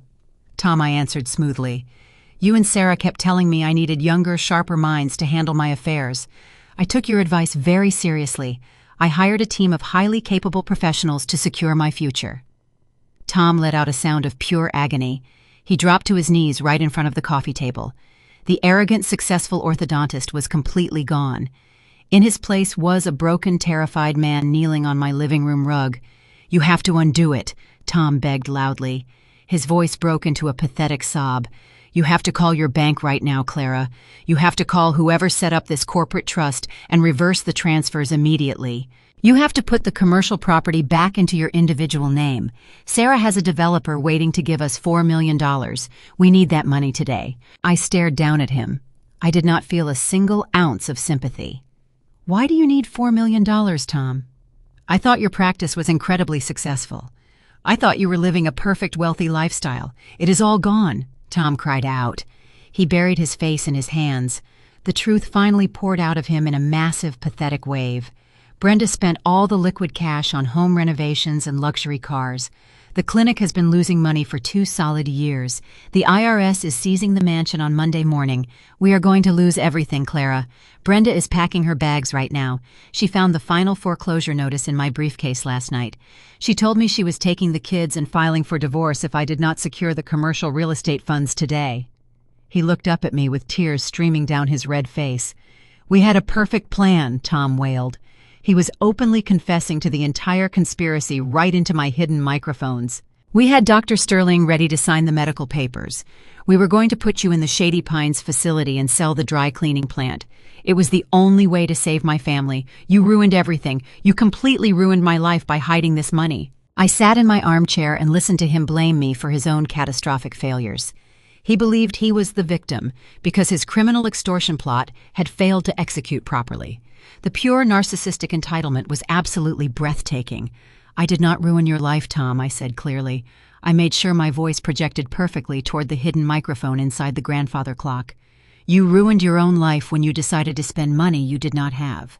You ruined your own life when you decided to illegally forge a medical document to throw your own mother into a locked psychiatric ward." Tom stared at me. He looked completely bewildered that I knew every exact detail of his plan. "How do you know about the facility?" he whispered. His eyes darted around the room. "How do you know about Dr. Sterling?" I did not answer his questions. I simply let him drown in his own paranoid confusion. I let him realize that I had been 10 steps ahead of him this entire time. Tom scrambled back to his feet. The sadness vanished, and the manic rage returned instantly. He loomed over me with clenched fists. He was trying to use his physical size to intimidate me into compliance. "You are going to fix this!" Tom screamed at the top of his lungs. Spittle flew from his lips and landed on the glass coffee table. "You are going to call your lawyer right now and dismantle that blind trust. You are going to sign the power of attorney document I left here 2 weeks ago. If you do not give me that commercial deed today, I swear to you I will destroy you. I will drag you to the courthouse myself. I will tell the judge you are completely insane. I will have you locked in a padded room before the sun goes down." He pointed his shaking finger at my face. "I am not leaving this house until you sign the property over to me," Tom yelled. "Do you hear me, Clara? I will stand right here in this living room until you pick up a pen and give me my inheritance. You owe me that money. I deserve that property. You are just a tired old woman running a dirty laundry business. You do not need millions of dollars. I need it. My family needs it. Call the bank right now." I did not flinch. I sat in my floral armchair and let him finish. By 7:30, he had admitted the failed bridge loan, the attempted transfer from my savings, the plan to use Sterling's diagnosis, and the threat to have me committed if I refused to surrender the property. I set my teacup down and looked past his shoulder toward the kitchen. "You have said enough, Tom," I told him. "There are 2 people here who need to hear the rest from you directly." 2 men stepped out of the kitchen and entered the bright hallway. Harrison wore a perfectly tailored black winter overcoat and carried a thick, heavy leather briefcase in his right hand. Standing directly beside him was a tall, broad-shouldered man wearing a dark blue suit and a silver badge clipped securely to his thick leather belt. The 2 men stood with rigid, perfect posture, completely blocking Tom from walking any further into my home. Tom stopped pacing and glared at the 2 strangers. I was so completely blinded by his own panic and manic rage that he did not recognize Harrison from the few times they had met decades ago. He did not notice the official silver police badge gleaming on the belt of the second man. "Who the hell are you people?" Tom yelled aggressively. He pointed his shaking finger at the 2 men. "Get out of my house right now. This is a private family matter. My mother is severely sick and she is not receiving visitors today." Harrison walked forward and placed his heavy leather briefcase down onto the antique entryway table. He unlatched the brass locks with 2 loud, sharp clicks. He looked at my son with an expression of absolute disgust. "This is not your house," Thomas Harrison stated firmly. He smoothed his expensive silk tie and stood tall. "You do not own a single piece of wood or brick on this entire property. Furthermore, you have no legal authority to dictate who Clara invites into her home. I am Arthur Harrison.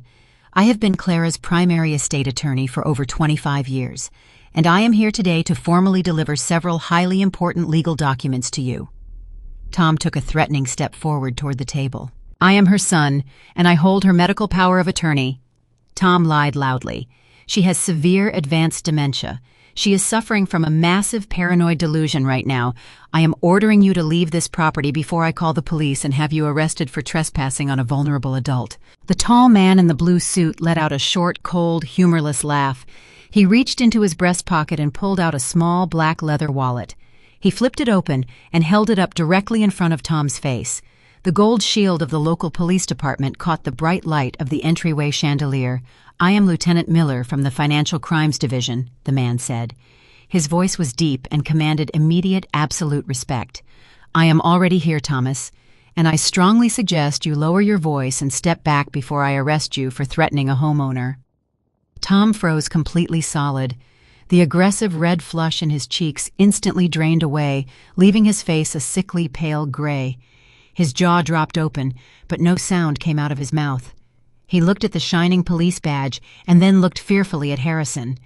The sheer brutal reality of the situation was beginning to crash down upon him with crushing physical force. Harrison reached into his open briefcase and pulled out a crisp white folder. He held it out and pushed it directly against Tom's chest. Tom reflexively brought his hands up and took the folder. His fingers were shaking so violently he nearly dropped the thick stack of papers onto the hardwood floor. "What is this?" Tom whispered. His voice was barely a raspy squeak. "That is a certified copy of the irrevocable trust we established last month," Harrison explained. "The commercial property and the protected financial accounts now belong to the trust, not to Clara as an individual. She cannot sign those assets over to you even if she wanted to. Your power of attorney scheme cannot reach them, and your attempted sale has no valid title behind it." Tom stared down at the crisp white pages. His eyes darted back and forth across the dense legal text. He was reading the exact binding clauses that completely destroyed his entire financial rescue mission. The dental clinic was doomed. His luxury mansion was doomed.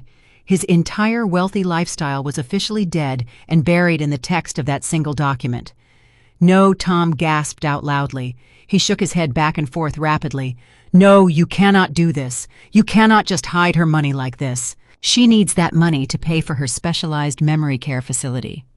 Dr. Sterling signed a binding medical order. Harrison reached into his briefcase a second time. He pulled out a massive stack of thick legal files securely bound by heavy red clips. He slammed the entire stack down onto the entryway table with a loud, deafening thud. "You are officially being served," Thomas Harrison declared. "Process servers are delivering parallel civil complaints to Brenda and Sarah. We are seeking damages and emergency relief for attempted elder financial abuse, forgery, extortion, and conspiracy to commit real estate fraud. We are also asking the court to preserve relevant accounts and business records, and we have referred Sarah's conduct to the State Real Estate Commission for immediate suspension and possible revocation of her license." "You cannot sue us," Tom cried out desperately. He dropped the trust document onto the floor. "You do not have any actual proof. You just have the confused ramblings of a sick old woman. It is our word against hers in a civil court." Lieutenant Miller stepped directly into the center of the hallway. He crossed his thick arms over his broad chest and stared down at my trembling, terrified son. "You are incredibly foolish," Lieutenant Miller stated coldly. "We do not need to rely on verbal testimony. We have video, audio, emails, and the documents you brought into this house. The cameras Clara installed earlier this month captured the intervention from beginning to end. Yesterday we reviewed the footage, including your threat to have her committed if she refused to sign over control of her property." The words hit Tom like a physical blow. He stumbled backward and his shoulders struck the wall. His eyes swept the entryway, suddenly searching for the cameras he had never noticed. "We watched you forcefully press a silver pen into your mother's hand," Lieutenant Miller continued aggressively. "We listened to you scream vile threats at her while she sat crying on the sofa. We recorded you promising to have armed sheriffs drag her out of her own home if she did not sign over her entire $4 million commercial property. We have the complete audio recordings of you openly discussing your IRS tax liens and your failing business." "That was a private family intervention," Tom stammered out frantically. The sweat poured down his temples and soaked the collar of his thin, hooded sweatshirt. "We were acting in her best medical interest. We had a legitimate diagnosis." Lieutenant Miller reached into his own suit pocket. He pulled out a folded piece of paper and held it up. I instantly recognized the forged document. It was the exact fake medical assessment Sarah and Tom had brought to my house. "You mean this fraudulent diagnosis from Dr. Kenneth Sterling?" Lieutenant Miller asked mockingly. "The one where he claimed Clara was suffering from advanced cognitive decline and posed an immediate danger to society. We arrested Dr. Sterling at his private clinic at 6 o'clock this morning.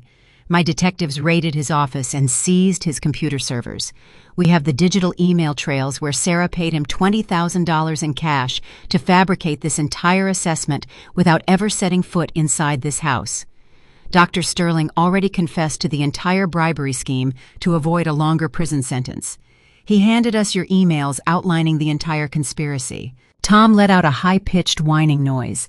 His knees buckled slightly, and he slid down the wall until he was crouching on the hardwood floor. He wrapped his arms around his head and rocked back and forth. We also have the 3 independent certified medical affidavits Clara secured from the top neurological specialists in the state, Harrison added ruthlessly. They completely invalidate your fake doctor. They prove Clara possesses a razor-sharp intellect. You tried to gaslight a brilliant businesswoman, and you walked directly into a massive federal trap. My wife Tom sobbed into his hands. Brenda is going to leave me. The bank is going to take my house tomorrow. You have to stop this, Clara. Please tell them to stop. I walked forward and stood directly over my weeping son. I looked down at the top of his head. I did not feel a single shred of pity or maternal guilt. I only felt the cold, clean satisfaction of absolute justice. I am not stopping anything, Tom, I said clearly. My voice echoed in the quiet hallway. You looked me in the eyes and told me you were going to throw me into a locked state-run psychiatric ward. You planned to steal the money I earned breathing toxic chemicals for 30 years. You told me my grandchildren would be happier if I were not around. Tom reached out and grabbed the hem of my wool slacks. He pulled on the fabric with weak, trembling fingers. I was just desperate, Mom, Tom cried out pitifully. The clinic was failing. We owed the government hundreds of thousands of dollars. We were going to lose everything. I just needed your property to save my family. You destroyed your family the moment you decided to treat your own mother like a disposable asset, I replied coldly. I kicked my leg backward and ripped my slacks out of his desperate grip. You chose to finance your luxury lifestyle with criminal fraud. Now you get to face the absolute consequences of your greed. Lieutenant Miller reached down and grabbed Tom roughly by the shoulder of his thin, hooded sweatshirt. He hauled my son up from the hardwood floor and spun him around to face the wall. He pulled a pair of heavy steel handcuffs from his belt. Thomas Mitchell, you are under arrest for felony extortion, criminal conspiracy, and attempted elder fraud, Lieutenant Miller announced forcefully. The loud metallic clicking of the handcuffs snapping shut echoed sharply through my house. You have the right to remain silent. I highly suggest you start using it immediately. Tom did not remain silent. He began to weep with loud, gasping sobs as Lieutenant Miller forcefully guided him toward the front door. He twisted his body around, trying to look back at me one final time. His face was a mask of absolute terror and complete devastation. "Mom, please!" Tom wailed. His voice cracked and echoed down the quiet suburban street as the cold winter air hit his face. "You have to tell them to stop. You cannot let them take me to jail. I am your son. I am your only child." I stood on the threshold and watched Lieutenant Miller and a uniformed officer who had been waiting outside escort Tom down the snowy steps.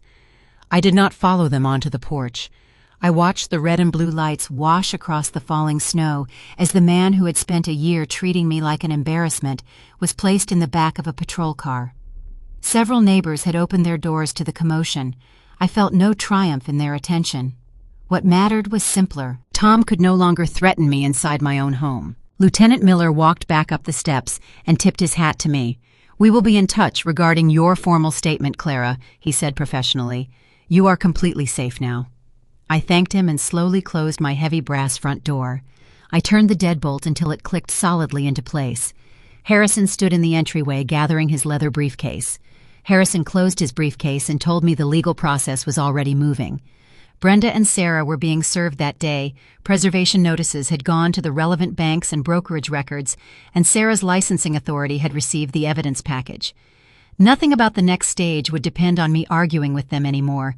The documents, recordings, emails, and financial records would speak for themselves. I walked into my kitchen and poured the rest of my chamomile tea down the sink. I did not feel sad. I did not feel any urge to undo what had just happened. I only felt a profound, overwhelming sense of absolute liberation. The heavy, suffocating burden I had carried for an entire year had been completely lifted from my shoulders. Because I am telling this story after the legal process unfolded, I can tell you what happened next without pretending that every consequence became final overnight. The collapse began on Christmas Eve, but courts, banks, licensing boards, and prosecutors moved on their own schedules. Brenda was served at the mansion while she was packing designer luggage and trying to decide where she would go if the bank changed the locks. The foreclosure was already in motion because they were months behind on the mortgage, and the federal tax lien had destroyed what little flexibility they had left. Without my property as collateral, and without access to my protected accounts, there was no rescue. Within days, she and the children had to leave the house. The mansion that had been used to make me feel small went back to the lender, and the social circle Brenda had worked so hard to impress proved far less loyal than she expected once the money disappeared. Sarah's professional fall was just as direct. Investigators seized copies of her transaction files and the emails connecting her to the forged medical assessment and the pre-written sale of my land. The State Real Estate Commission suspended her license while the case was reviewed. In the weeks that followed, that suspension became a revocation, and prosecutors added fraud and conspiracy counts tied to the attempted sale. Her 7% commission vanished with the deal she had never had the right to make. The same expertise she had used to make me feel ignorant became the paper trail that showed exactly how deliberate her conduct had been. Tom's orthodontic practice did not survive either. His equipment lessors had already issued final default notices. Payroll was failing, and the commercial landlord had no reason to keep extending credit to a practice buried under liens. Equipment was repossessed, employees moved on, and the clinic closed. His criminal case continued separately from the civil claims. The important thing to me was not whether a judge eventually gave him one sentence or another. It was that he could no longer use my money, my property, or a forged diagnosis to finance the life he had chosen. I learned those final outcomes later, but none of them is where I choose to end this story. The moment I remember most clearly came the very next morning, Christmas Day. My house was quiet when I woke, but for the first time in a long time, the quiet did not feel like abandonment. It felt like peace. I showered, styled my hair, and chose an elegant emerald green dress with a soft black cashmere coat. I pinned my husband's gold and sapphire brooch to my lapel, the same piece Sarah had once inspected, as if my memories were inventory. When I looked in the mirror, I did not see the obsolete working-class woman Brenda had tried to describe. I saw myself 64 years old, tired in places, stronger in others, and still fully capable of deciding what happened to my own life. I gathered my purse, stepped into the cold, and drove south through streets blanketed in fresh snow. The city was unusually quiet, and for once I did not measure the silence by who had failed to invite me somewhere. I passed the turn that would have taken me toward Tom's gated neighborhood and kept going toward the industrial district. I was not being taken to Shady Pines. I was not surrendering my keys, my business, or my name to anyone. I was choosing where I wanted to spend Christmas. When the brick walls of the Oak Creek Veterans Shelter came into view, I felt the last tightness in my chest begin to ease. I pulled into the plowed parking lot, turned off the engine, and sat for one peaceful moment before going inside. The building had not magically transformed in 2 days. The windows were still old, and the linoleum was still chipped. But the atmosphere had changed. Volunteers had replaced burned-out bulbs, set festive cloths across the long tables, and filled the kitchen with the hams, turkeys, vegetables, pies, and cider I had delivered. On Director Davis's desk sat a folder of repair estimates for the kitchen and sleeping areas that my financial gift would now make possible. For the first time, the shelter was planning beyond the next meal. I walked up the wooden ramp and pulled open the double front doors. The main dining hall was completely full. Over 200 veterans sat at the long tables. The tables were covered in crisp white linen cloths and decorated with beautiful festive centerpieces. The smell of roasted turkey and honey-glazed ham filled the warm air. It was the exact premium food I had purchased from the grocery store. Director Davis was standing near the kitchen doors. When he saw me walk into the room, his face lit up with profound joy. He hurried across the dining hall and stopped right in front of me. He did not wave me away. He did not tell me to hide in a corner so I would not embarrass him. He reached out and gently took my hands in his rough, calloused grip. "Clara, you came," Director Davis said loudly. His voice trembled with intense, genuine gratitude. "We were hoping you would join us today. I still cannot believe what you did for this shelter. Your financial gift completely saved us. We are going to be able to upgrade the entire kitchen facility next month. We can expand our housing program. You gave these men an actual Christmas miracle." He turned around and clapped his hands loudly together to get the attention of the crowded room. "Gentlemen," Director Davis announced, projecting his voice over the holiday music. "This is Clara. She is the incredible woman who single-handedly provided this massive feast and secured the future of our shelter." The entire room of 200 men immediately stood up from their chairs. They did not hesitate. They began to clap and cheer loudly. The sound of their applause was deafening. Men who had served their countrymen, who understood the true meaning of sacrifice and loyalty, were looking at me with total respect. A few of them raised their water glasses in a silent toast to my health. I felt a hot tear slide down my cheek, but it was not a tear of grief or sorrow. It was a tear of pure, overwhelming joy. I smiled broadly and waved to the room. Director Davis guided me to a reserved seat right at the very center of the main table. He pulled the chair out for me and waited politely for me to sit down. I was completely surrounded by people who did not care about the smell of pressing starch or the fact that my fingernails were slightly stained from industrial fabric dyes. They only cared about the content of my character and the generosity of my spirit. I sat at that table and ate a thick slice of honey-glazed ham. I listened to the veterans tell stories about their lives and their families. I laughed at their jokes and shared stories about my 30 years running a commercial dry cleaning plant. They listened to me with genuine interest. They asked intelligent questions about my business operations. They treated me like a highly successful professional woman. As dinner continued, I looked around the warm room and felt something I had not expected: closure without emptiness. I did not need to spend Christmas imagining Tom's punishment or Sarah's career. I had already given their choices to the law. What mattered in that room was that I was surrounded by people who understood service, sacrifice, and gratitude without asking what they could extract from me. I realized the most painful but liberating lesson of my entire life right then and there. Family is not simply defined by shared blood or legal birth certificates. Blood does not automatically guarantee loyalty. Blood does not guarantee respect. True family is defined by how people treat you when they think you have absolutely nothing left to offer them. True family is found in mutual respect and genuine care. I had spent 30 years breaking my back to build a perfect life for a son who fundamentally despised me. I had sacrificed my youth and my comfort to buy his love. But a mother's sacrifice should never become the very weapon her children use to destroy her. I refused to be a casualty of his greed. I refused to let my hard work fund my own demise. I lifted my glass of sparkling cider and looked at the faces around me. I was 64 years old. My business, home, and savings were protected for my benefit, but more important, my judgment and my freedom were still mine.